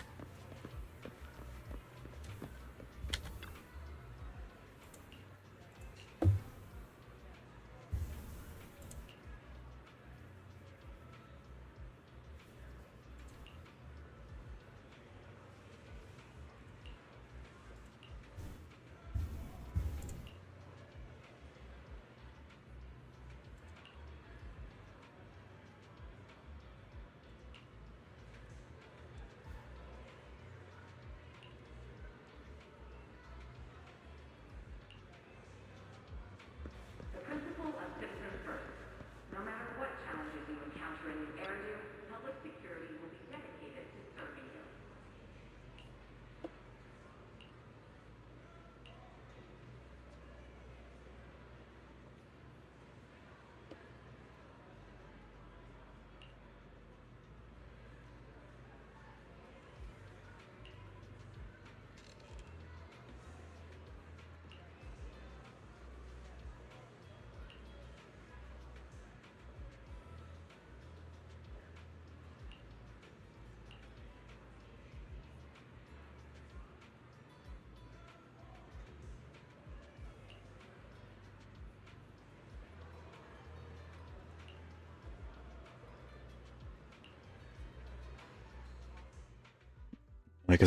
I guess his exposure to ether might have caused might have been like the early signs of that one condition Rena mentioned in the last stream I did.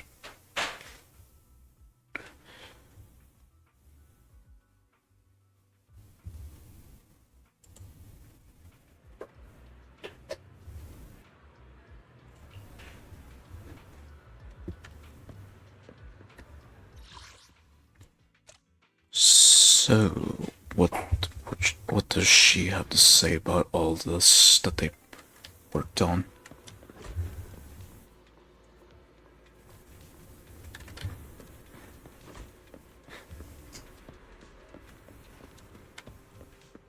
Today's training.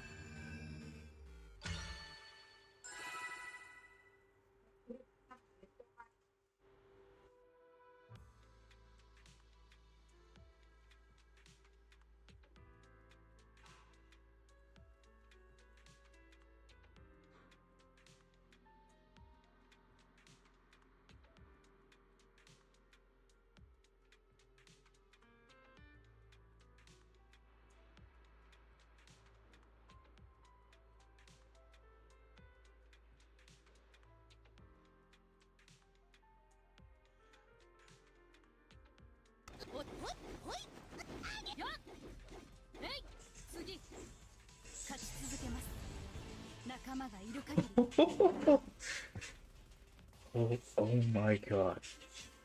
I've actually did it. I've actually entered the top league.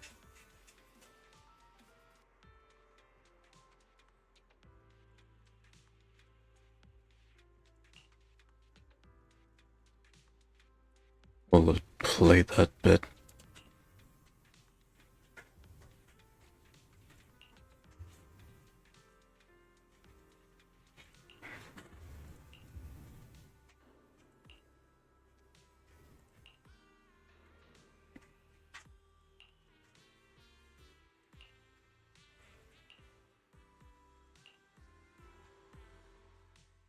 All right, let's get started.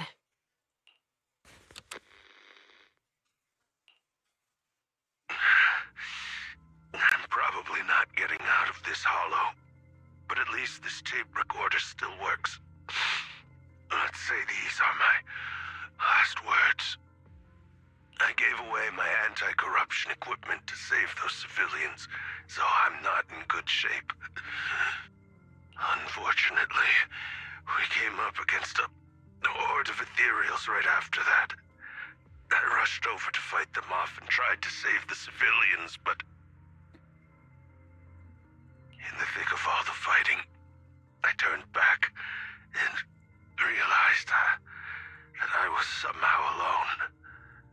Nobody was behind me.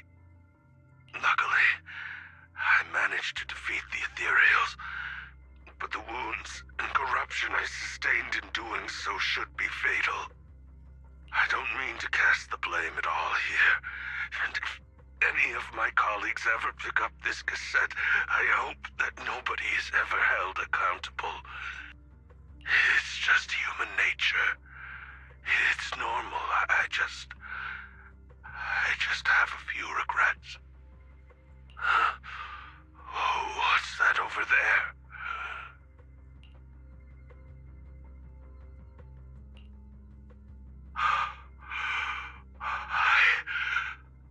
I've seen a miracle. Yes, that thing is right.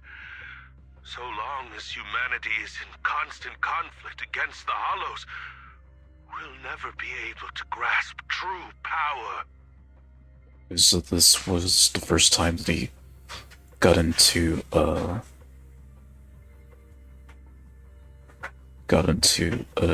involvement with some cult. Only by embracing everything. It's the only way. Only by embracing this power can everyone survive. Oh, Creator, please grant me this!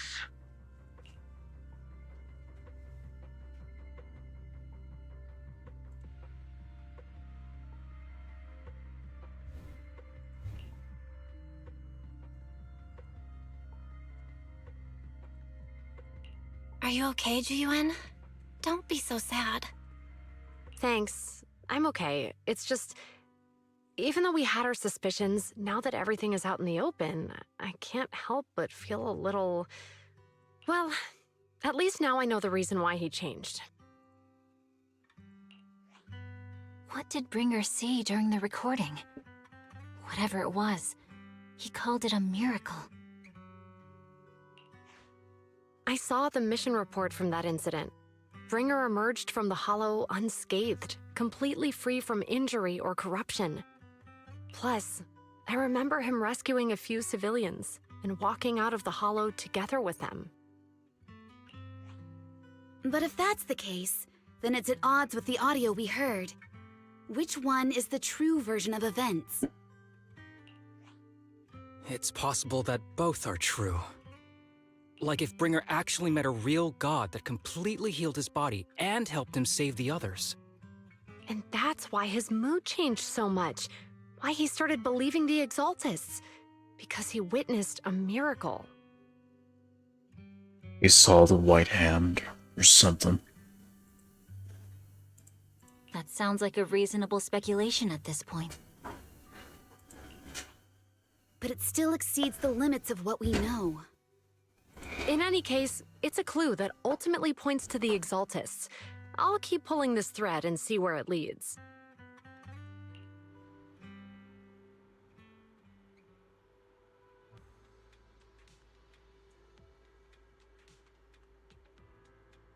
She was sad about what eventually Bringer became, knowing that information.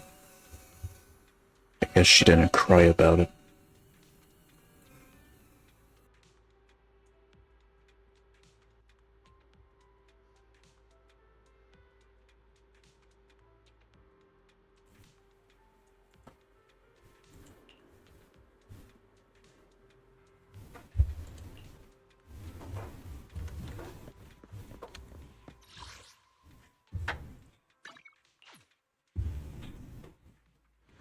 But now would be a good point to get a save.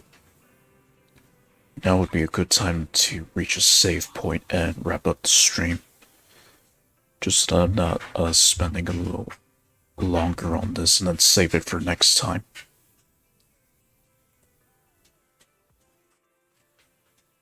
Oh, and I need to... I've been waiting for you for quite some time. I'll take care of that after the stream. We meet again, Master Proxy. I imagine you've already managed to gain some info from the conspirators. About some people who wish to use sacrifice to launch an attack on New Eridu. How do you even know about that? I only just found out myself. Because I've been watching you this entire time. I know many things. But unlike those hypocrites, I'm willing to share info with you to show my sincere hopes of working together. I need to find Bringer's belongings. Hmm. And only then. Okay, so I guess now the focus is now shifting towards what Bringer has owned, or his stuff that might reveal the truth. So I guess that's the main focus now. Bringer's belongings. Did he even leave anything behind? Oh, he did. I have complete confidence in my intelligence network. All the more reason for you to work with me. You've probably already guessed, but what Bringer left behind will be crucial for cracking the alleged sacrifice attack. Find it, and we'll finally know what they are after. Who do you mean by they? The Exaltists, of course. They're always lurking whenever something related to sacrifice comes up. The little cult goons that just get their ass whooped. Actually, the Exaltists and I, we have a bit of shared history. But no more than that until you officially agree to work with me. It's basically fairy all over again. The story can progress. Alright, I agree then. Splendid. I like people who don't mess around. By the way, might I ask, you're not proficient at in-hollow combat, are you? Nope, I can't fight. As I expected. Not to worry. You're an invaluable proxy. All I require is for you to guide me. I mean, not even my darling Lord Phaethon can fight in the hollows. And there is her growing love for them. And there it is. Hang on. What did you just say? Your darling Lord Phaethon? She loves you, Bill. She loves you. That's right. The best proxy in all of New Eridu. Lord Phaethon. And now she turns soft. Don't tell me you don't like him.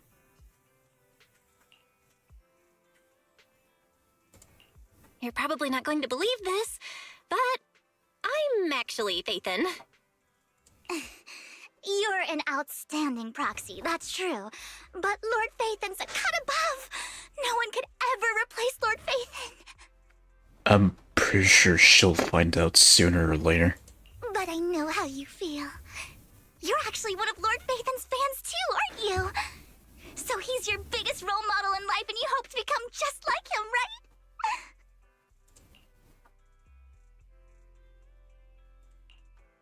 Fine, you're right. I'm actually a fan of Lord Phaethon. Then we're fellow fans! Wonderful. I feel so much closer to you now.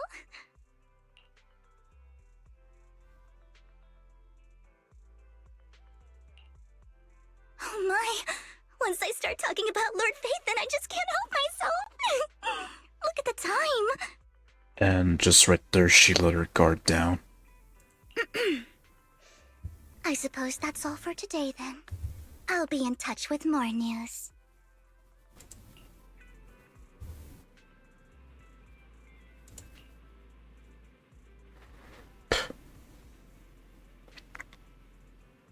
In the outer ring.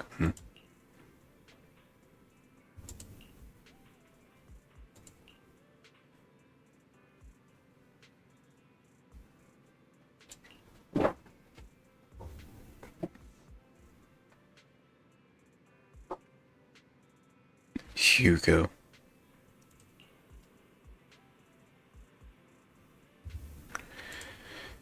So she works with Hugo, which is pretty much why they're both part of the same faction.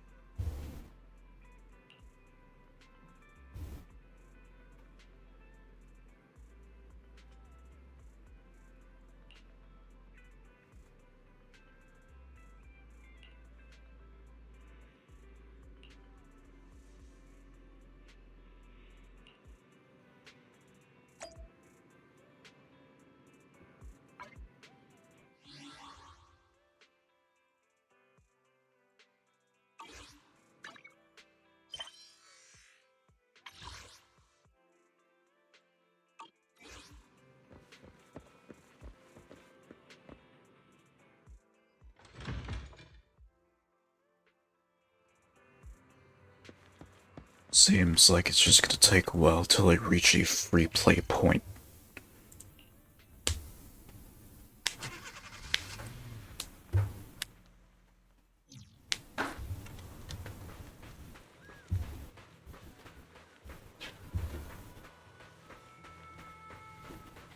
Oh, and being triggered.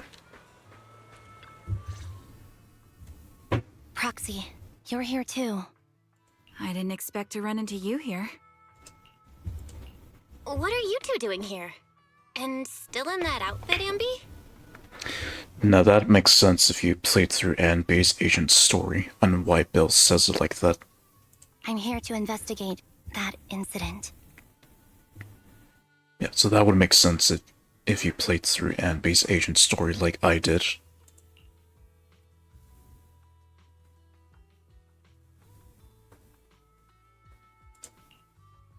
I've recently dug up some clues about the person behind the operation, but my key contact is ultra cautious and keeps demanding me to prove my identity. So, to gain her trust, I decided to meet her dressed like this. Now that everything is completely finished, this uniform doesn't really represent anything in particular. For me, it's just another outfit now. We all have to move on someday. I'm helping her. I want to make sure whoever's behind all this is caught. Ah, and who's this young lady? Her name's Vivian. She's my friend. We're here investigating a few things ourselves. Ambi, one of the Cunning Hair's most powerful members. And Trigger, an Opal Squad sniper. It's an honor to make your acquaintance. You know us? Looks like someone's done our homework. Is it because of the proxy? You two are practically celebrities. And because of my work, I've got loads of info when it comes to anyone with a name around New Eridu. I see. Seems you're handling your work well. Let's prepare to enter the Hollow. Unless you have any further questions, we'll be taking our leave now. Okay, so I'm guessing I'll be playing with those three. You're going into a hollow? Proxy, you plan on going in like that? Yeah, that's right. I've recovered quite a bit lately, so I don't need any protective equipment in the hollows.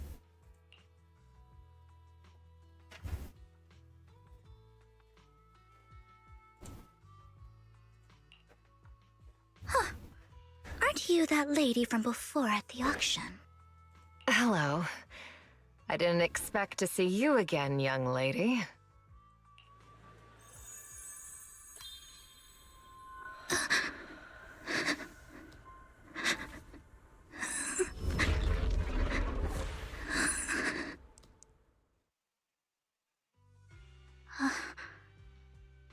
Vivian, are you alright? You look depressed. What's wrong, Vivian? Are you feeling okay? It's nothing. I just drifted off for a moment there. So then, what are you doing here? Don't worry. I'm not here to scam you. I'm waiting to meet someone. Don't tell me. You're my contact for intel? That's me. Anbi from Silver Squad, I presume? Pleasure to meet you. All right. I'm going to exchange some information with Miss Ambi here. So if you'll excuse me.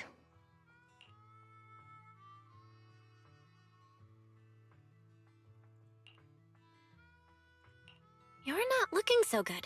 Everything okay? I can tell you later, but not right now. Okay, that's all the information I got for you. Go. In return, I want you to do something for me. Take me into the Hollow. I left something very valuable inside. I have to find it. Seeing as we were just about to go in ourselves, why not join us? It's fine by me. But didn't you say you were investigating something? It's fine. There's no rush. Right, Master Proxy. Huh? Yeah. There really is no rush. Sure, let's all go together. It'll be safer with more people, and we'll find your missing item more quickly. Especially when the people in question are equally as lethal. Thank you.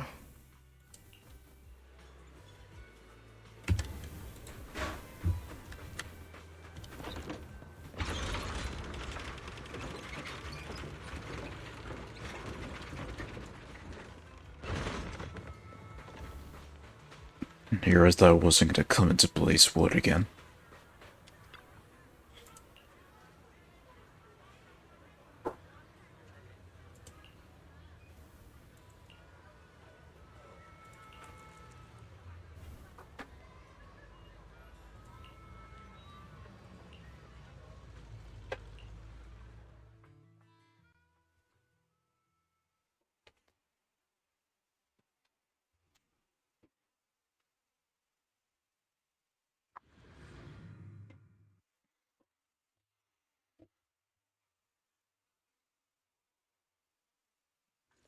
So, what is it that you all plan to do here?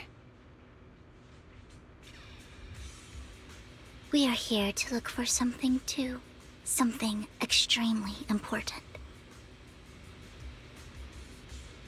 Despite a bad ending, New Eridu's future may well depend on it.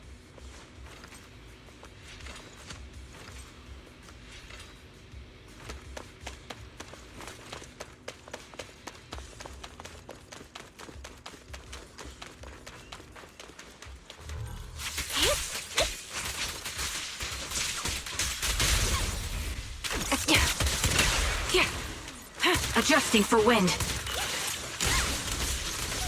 Move behind me.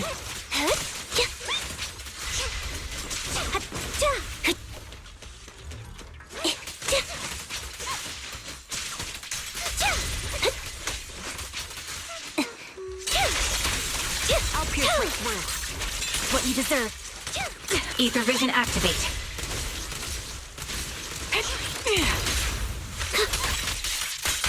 Now it's my turn to ask questions. What exactly is it that you're investigating?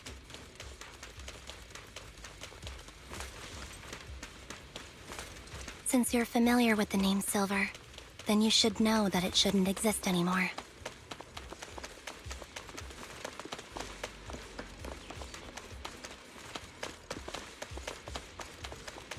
What I'm investigating has something to do with it.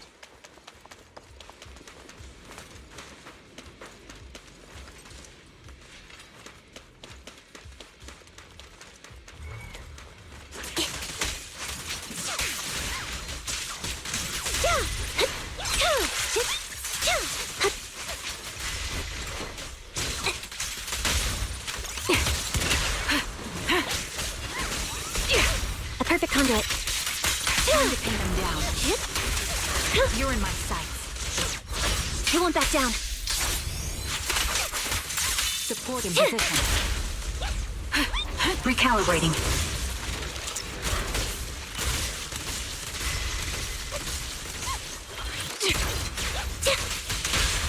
The target's weary. This bullet will reach its mark. A sound strategy. Time to pin them down. Roxy, let's use that fissure to head to the next location.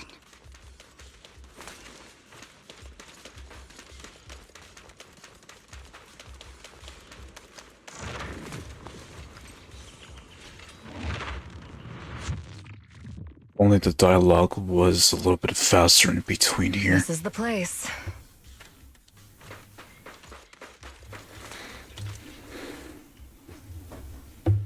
So, what is it that you're looking for?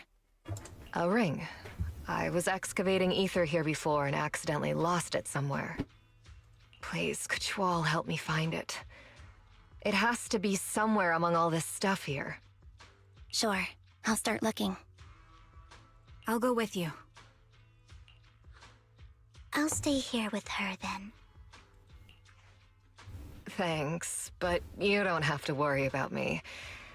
Go ahead and accompany the others. I'm sure it'll be faster that way. And sorry for wasting your time like this. I know it might sound strange, but I'll be so happy if my daughter grows up to be capable like you.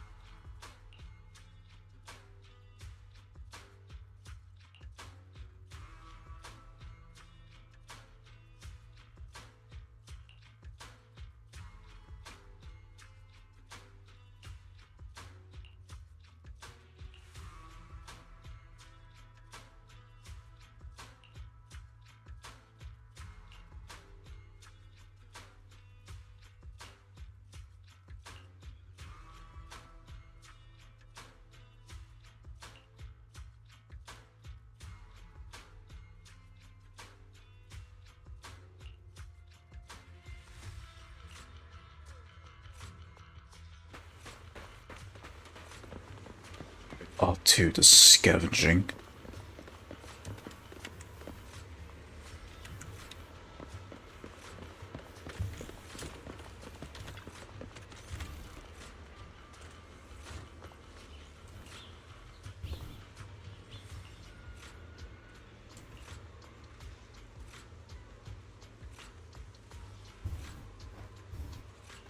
There's leftover food here. I don't want to imagine what's inside the bag.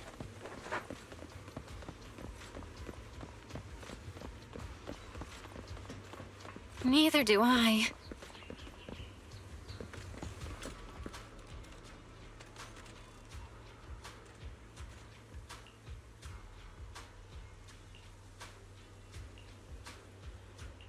A toy that seems emotionally stable. There shouldn't be a ring hidden in it.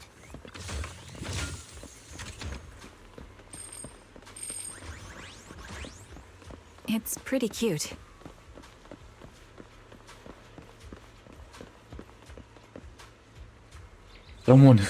For someone who got blinded by Aether, she really knows how to see an item well. At least with, like, blind vision. Okay, so so she has the blindness where she can see shapes, just not darkness, like a permanently blind person would.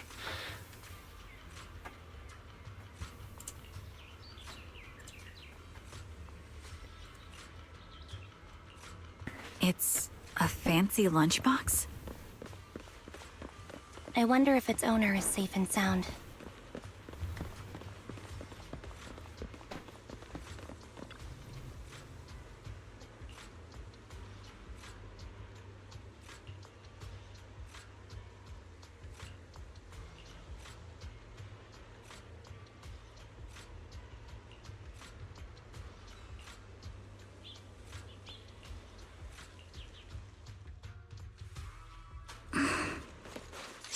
What's wrong, Vivian? You've seemed worried for a while now. She betrayed them. That's why Vivian's concerned. Either way, her location should still be safe.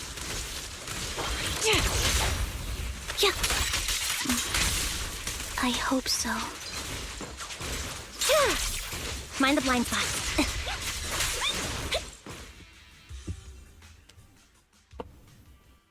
Could the ring be in that gas tank? Good thing this gas tank is empty.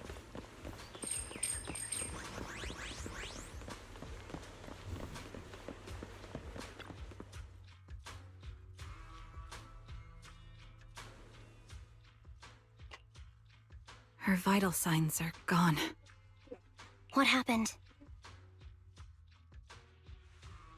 I guess this was her final scam.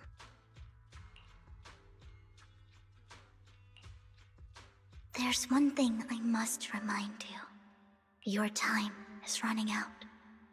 I'm not sure how you can tell, but you're right. I'm going to die in here. That's my plan. I'm very sick and don't have much longer. If I try to get treatment, it'll just be a burden on my daughter. So I scam my way through a bunch of physical exams and managed to take out a hollow corruption policy through Ravenlock Insurance. So in other words, she has cancer. That's what it is. Once some time has passed, could you please take my corrupted body out of the hollow? That will secure a generous compensation package for my daughter. It's only what the Ravenlocks owe me. A pity, yes. But it's the only way I can squeeze it out of them. What makes you think that will help you? I just trust you will. I'm just awfully sorry you had to get involved in this. But it's something I must do. I have to leave something behind for my girl. I have to give her a chance at life. If it's okay, could you also please pass a message to Mira for me? Tell her, don't worry. Even if Mommy's body is corrupted, withers away, and turns to dust, my love for you will always be there. Just not once skipping the incense of depression this game has. Not once skipping it a beat.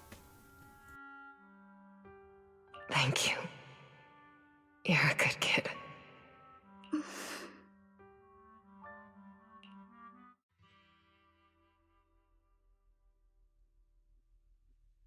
So I guess that's why Vivian cried. She knew she had cancer.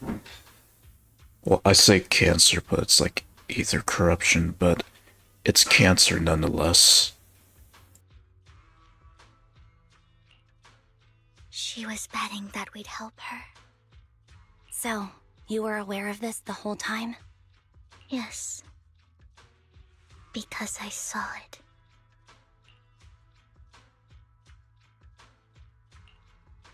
You might not believe me, but I've had this ability to see the future since I was a little girl. But the things I see are always something bad. Plagues, deaths, disasters. That's all I've ever been able to see.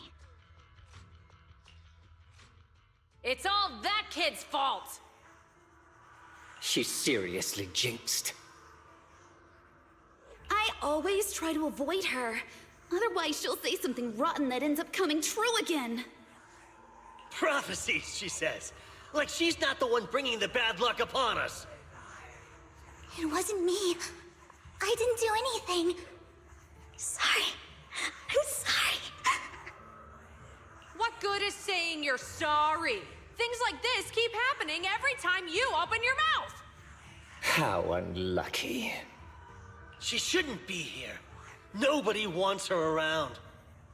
If only she would just disappear. I just wanted to warn you all. I'm sorry.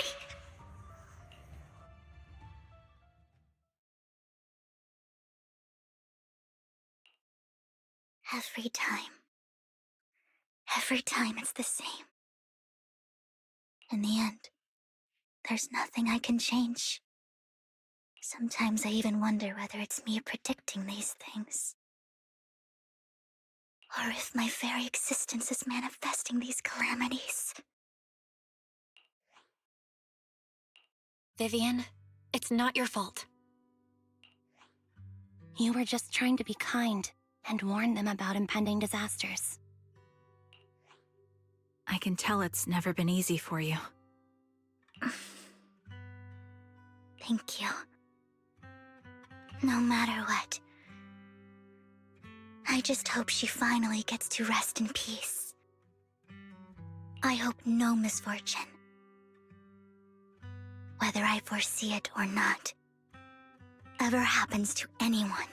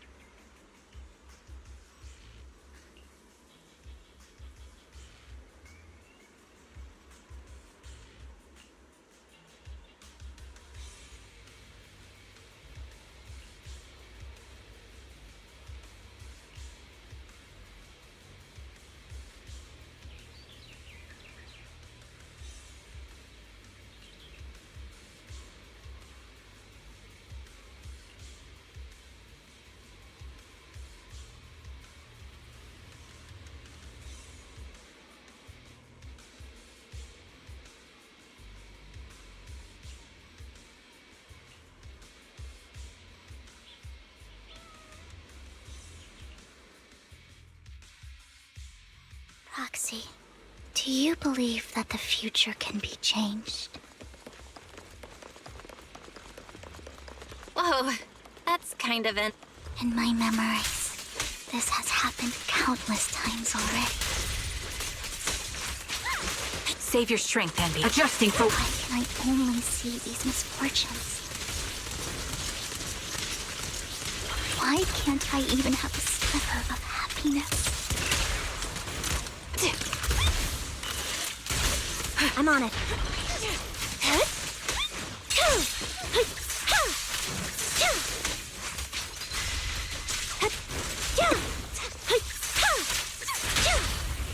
You're up. Yeah. Ether vision activate.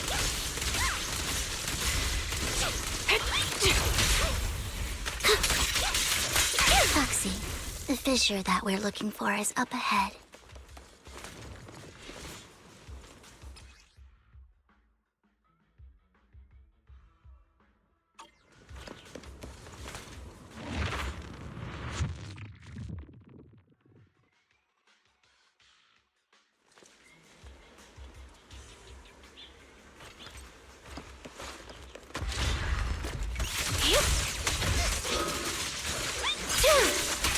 I'll pierce right through.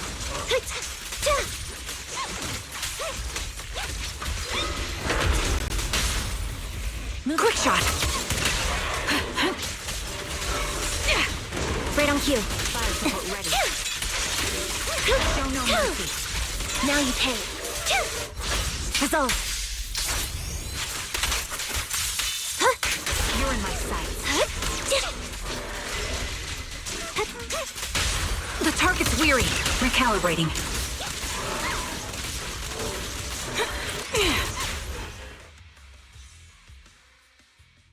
I think it's about time. We should take that lady out of the hollow. You guys go on. Thank you. She gave us the intel we needed, so this is the least we could do. I hope everything else goes well for you.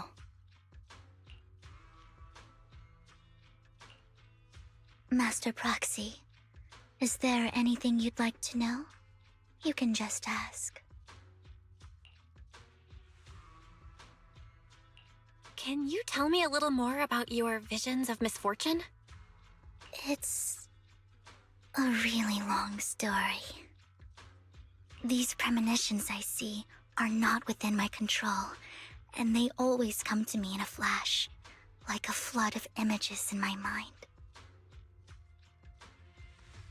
Most of the time, I see death, disease, accidents, and disasters. Of course, there are also some non-fatal mutilations. But every time, without exception, they end up happening. And I can never prevent or change them. That's all I have to say about it. If that offends Master Proxy and you don't want to hang out with me anymore, then I can understand. Why would I be offended? That's just who you are, Vivian. Besides, we're friends.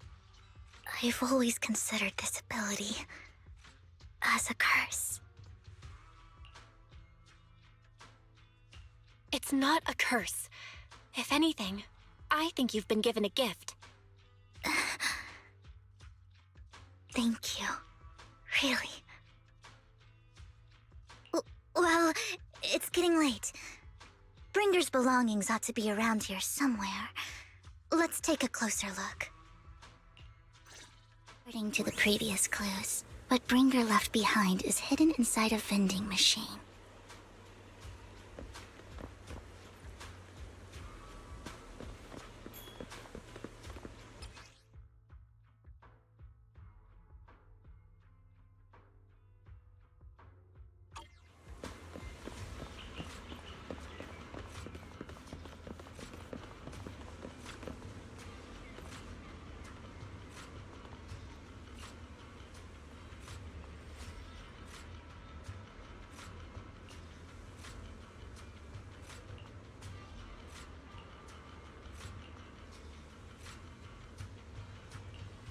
Looks like it isn't in here.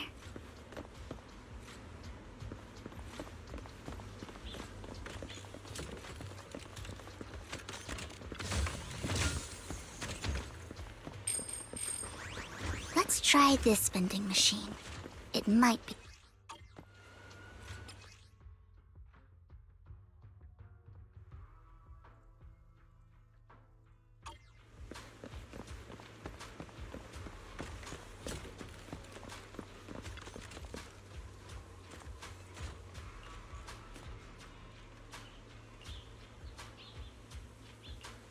Strange, there's nothing in here.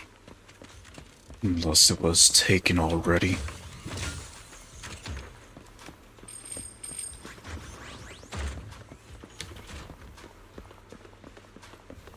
This vending machine looks a little suspicious too.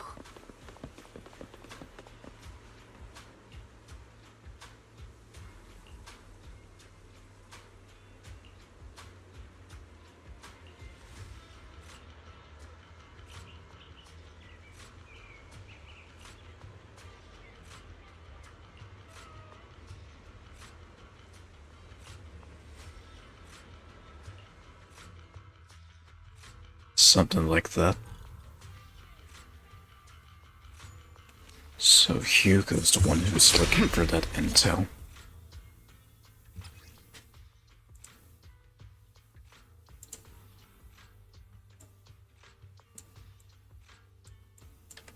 This is it. This notebook is what Bringer left behind. But I don't know what these markings on it mean.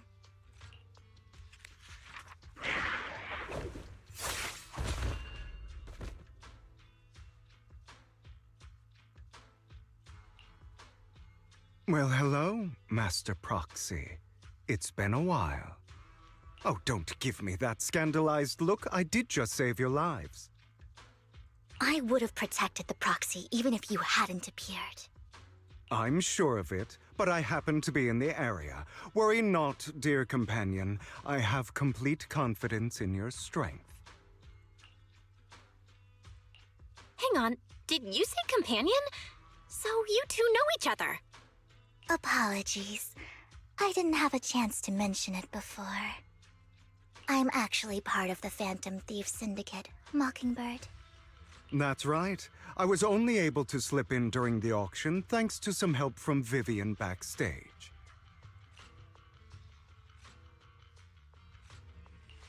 So, the whole time, you were only bidding on the collection so you could get backstage and mess with things? I warned you before. You can't rely on appearances. Don't worry, Master Proxy. We don't have any ulterior motives here. As you've probably heard, Mockingbird is a renowned Phantom Thieves syndicate in New Eridu that, despite its longevity, has managed to maintain the secrecy of its members' identities to this day. So, disclosing our identities to you is essentially the highest sign of good faith that a Mockingbird Phantom Thief can show.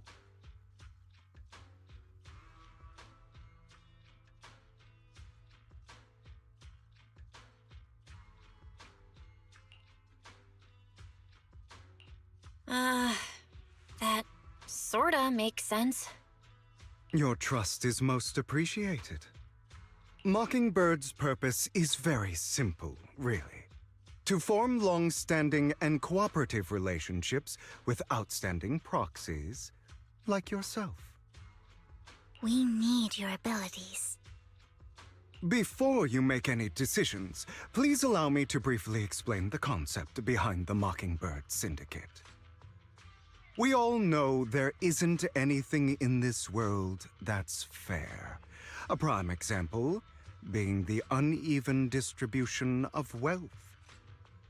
People from tops splurge on luxurious collectibles, while the poor have to gamble with their own lives just to get by. Of course, besides wealth, there's also an unequal distribution in this world of happiness and suffering, hope and despair, love and hate. It's all just so unfair. Somebody has to do something to tilt the balance of the scales. And thus Mockingbird was born. We take from those who have far more than they deserve and give it to those who deserve to have more. If you ask me, that's enough to be considered a form of justice. You do have a point. I can agree with that. Thank you. I knew if anyone, you'd understand. However, aside from these philosophical considerations, we also have a crisis on our hands to deal with. As you know, the Exaltists are plotting to use the power of sacrifice to launch an attack on all of New Eridu. We can provide you with all the latest intel, just like that notebook you found. Something those pompous housekeepers would never be willing to do. And the most crucial part of this whole game, the sacrifice core, is currently in my possession. I think that makes this a highly competitive deal.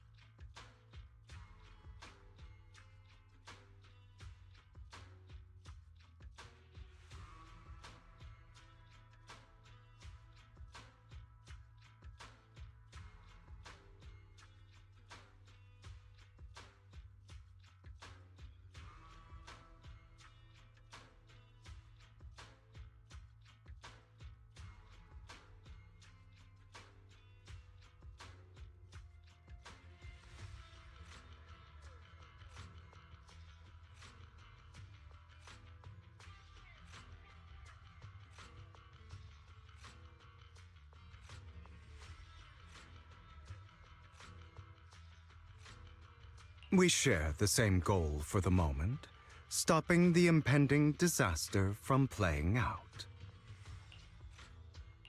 I need some time to think about it. How about this? If you still have misgivings about our upcoming cooperation, then why don't you bring Lycon along with you? He's got the support of the mayor's office behind him, and his presence alone is enough to keep me in check. That would put you more at ease, right? Of course, you're welcome to bring some other friends along, provided they aren't from public security or HSO. Well, if you're willing to let my friends come along, then you've got a deal. Great. It's a deal. By the way, Proxy, this is for you.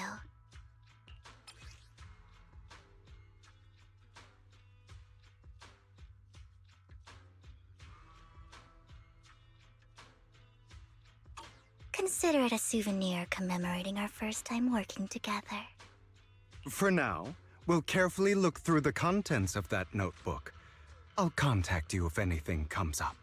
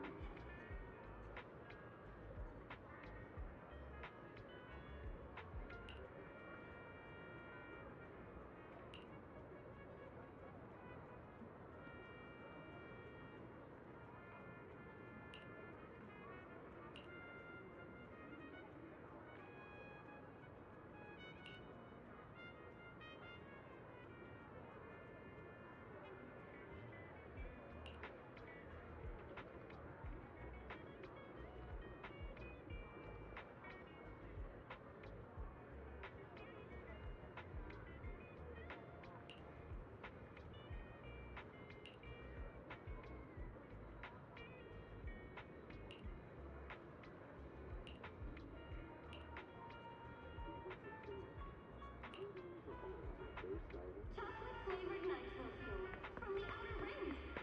Intense and refreshing. Limited supply available.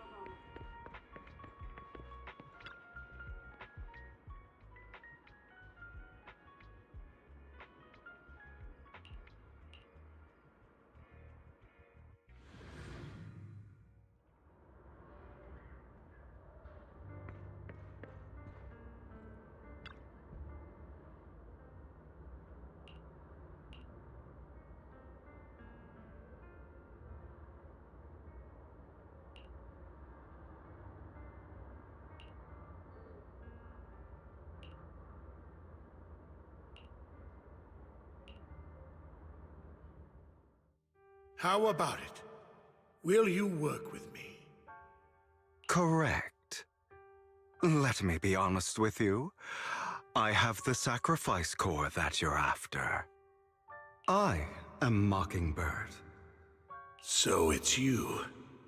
I never thought you'd be so bold as to come see me alone. Relax, my friend. As you know, if I can sneak into such a heavily guarded auction, then naturally, I can just as easily slip away right now. I'm here with the sincere intention to seek cooperation. I can give you that sacrifice core. And what do you want in return? Wealth, glory, power. The things everyone else in the world wants, I want them too. And I'm confident that as the current heir to the Ravenlock family, those are all things you can give me. Then you've certainly come to the right place. My family is working on a big project. If things come to fruition, Ravenlock's status in Tops will significantly improve. At which point, I'll be sure to leave a spot for you. Naturally, as an outsider, you're precluded from handling any of our core business. But profits from the scraps alone will be enough to set you up for life. Mr. Hartman, I think you've misunderstood me. I have no intention of joining the Ravenlock family. In fact, I have an art gallery under my name that does pretty well for itself. I was hoping you could recommend me for Tops.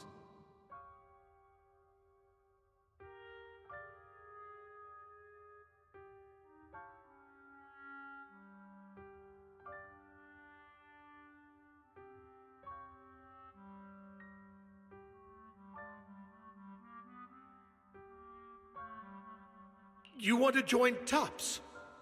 That's easier said than done. Even for a family like ours, it would still require significant effort and... Just answer me yes or no. I don't think either of us can afford to waste time. I understand. Yes, you have my word. But in exchange, you'll have to give me the sacrifice core first. I'm sorry, but I'm afraid I can't.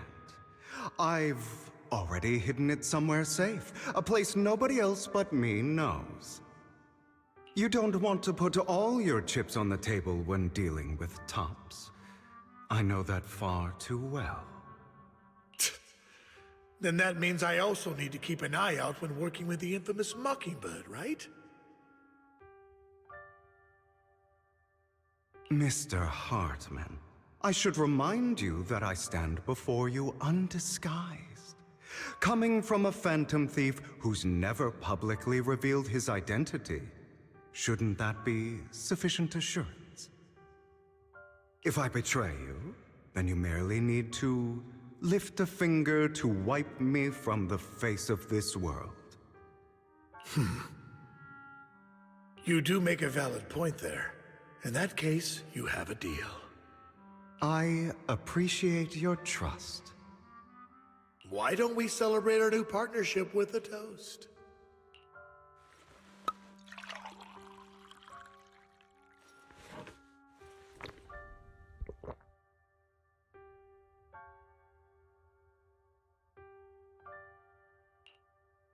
Having a drink before undertaking anything important is a family tradition. It's good luck.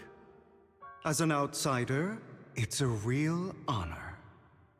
By the way, you aren't the only member of your organization, are you? Shouldn't all your companions agree to this deal first? You don't have to worry about that. I'll make sure she agrees. Otherwise, I'll get rid of her too. Seems you'll do whatever it takes to get things done.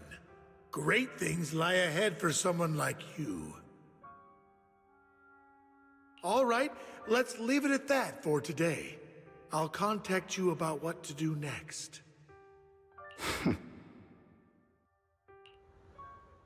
That's him! He's the one who killed Serena!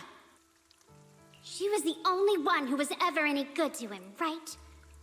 That's how he repays her? That's why they say once a mongrel, always a mongrel. Just look into his eyes. Father! We have to punish him! Serena had been ranking ahead of him. Hugo must have poisoned her water so he could pass her. Pure evil. Typical for an impure bloodline. He should have been kicked out ages ago. Hugo, did you do all this? Yes, it was me. I killed her. He admitted it! Father, he must be expelled. He has no right to live under the same roof as us. Why don't we reunite him with Serena then?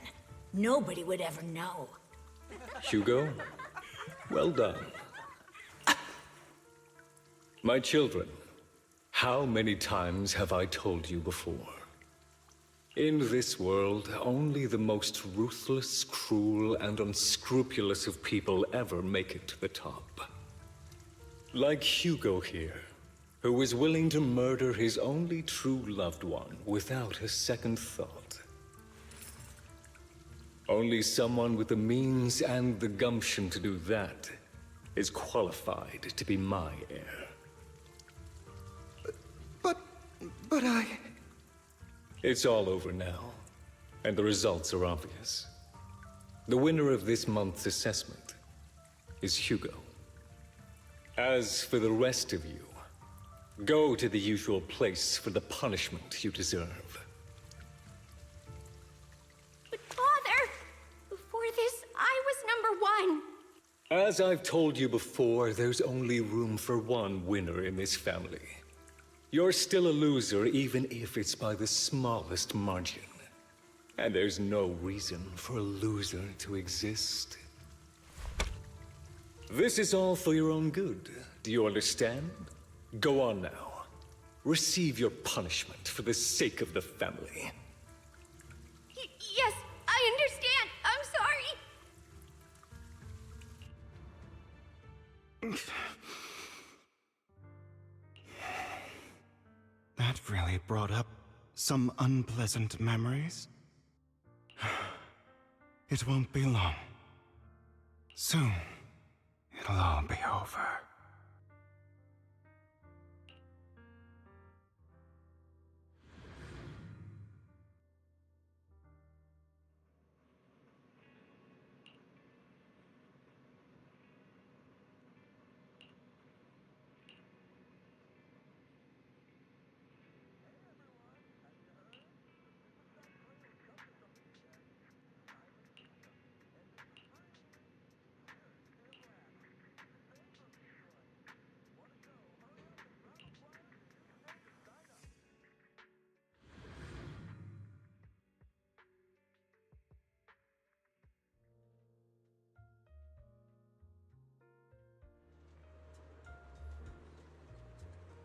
Thank you for escorting me here, Proxy.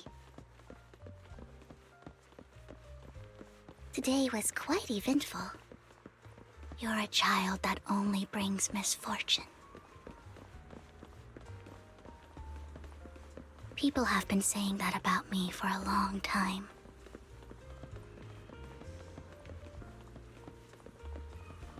I used to feel hurt and resentful.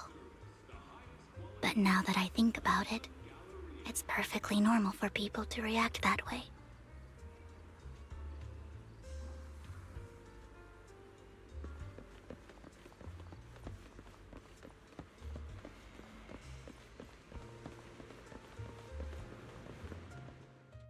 Why do I only predict suffering? If I could predict happy things, joyful things, would people like me a little more?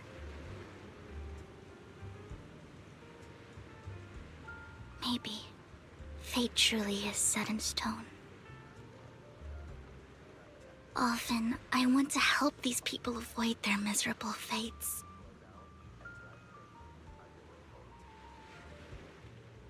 For a time, I even thought that I was successful, that I could change people's destiny.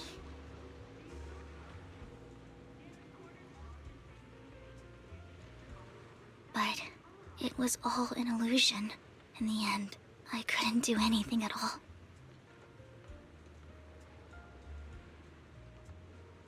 So, I was really happy when you said that my abilities weren't a curse, but a gift.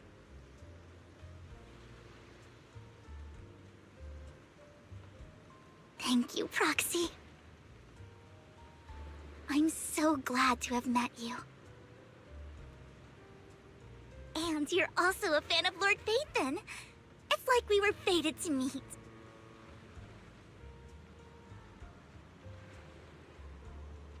I don't know why, but I feel completely at ease when I'm by your side. I feel like I'm free from judgment, from blame.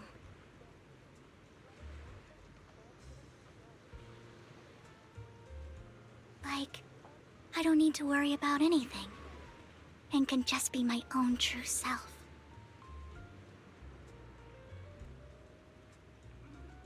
Perhaps people really do possess an aura, and ours just so happen to be extremely compatible.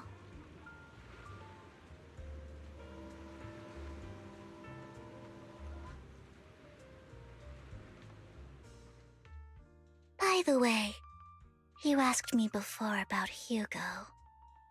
I don't really know much about him. He rarely ever talks about his past. But judging from his eye colors, you can guess he's probably the bastard son of a renowned family.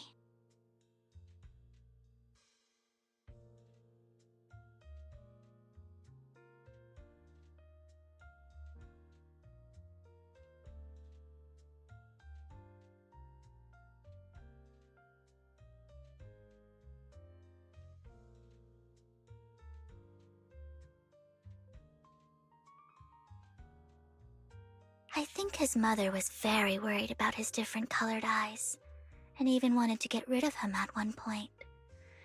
But then his family offered a huge price and bought him off his mother for some reason.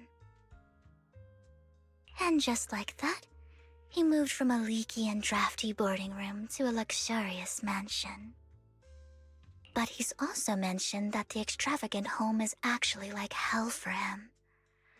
I think it's probably because the family treats him terribly. I digress. He ran away and ended up meeting Lycon and his master.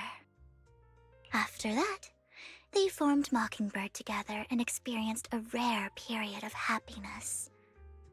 Until Lycon's betrayal.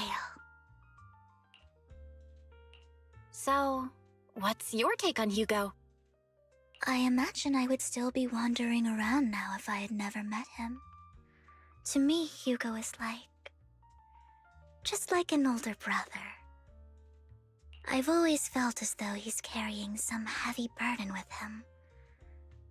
But that's a secret he's kept to himself. Something he'll never tell me. Sometimes when I look into his eyes, I can feel that he's really struggling with something. Even though he may say some extreme things, Hugo really isn't a bad person. I think one day he'll tell me his secret. Until then, I just have to wait. Wait and trust him.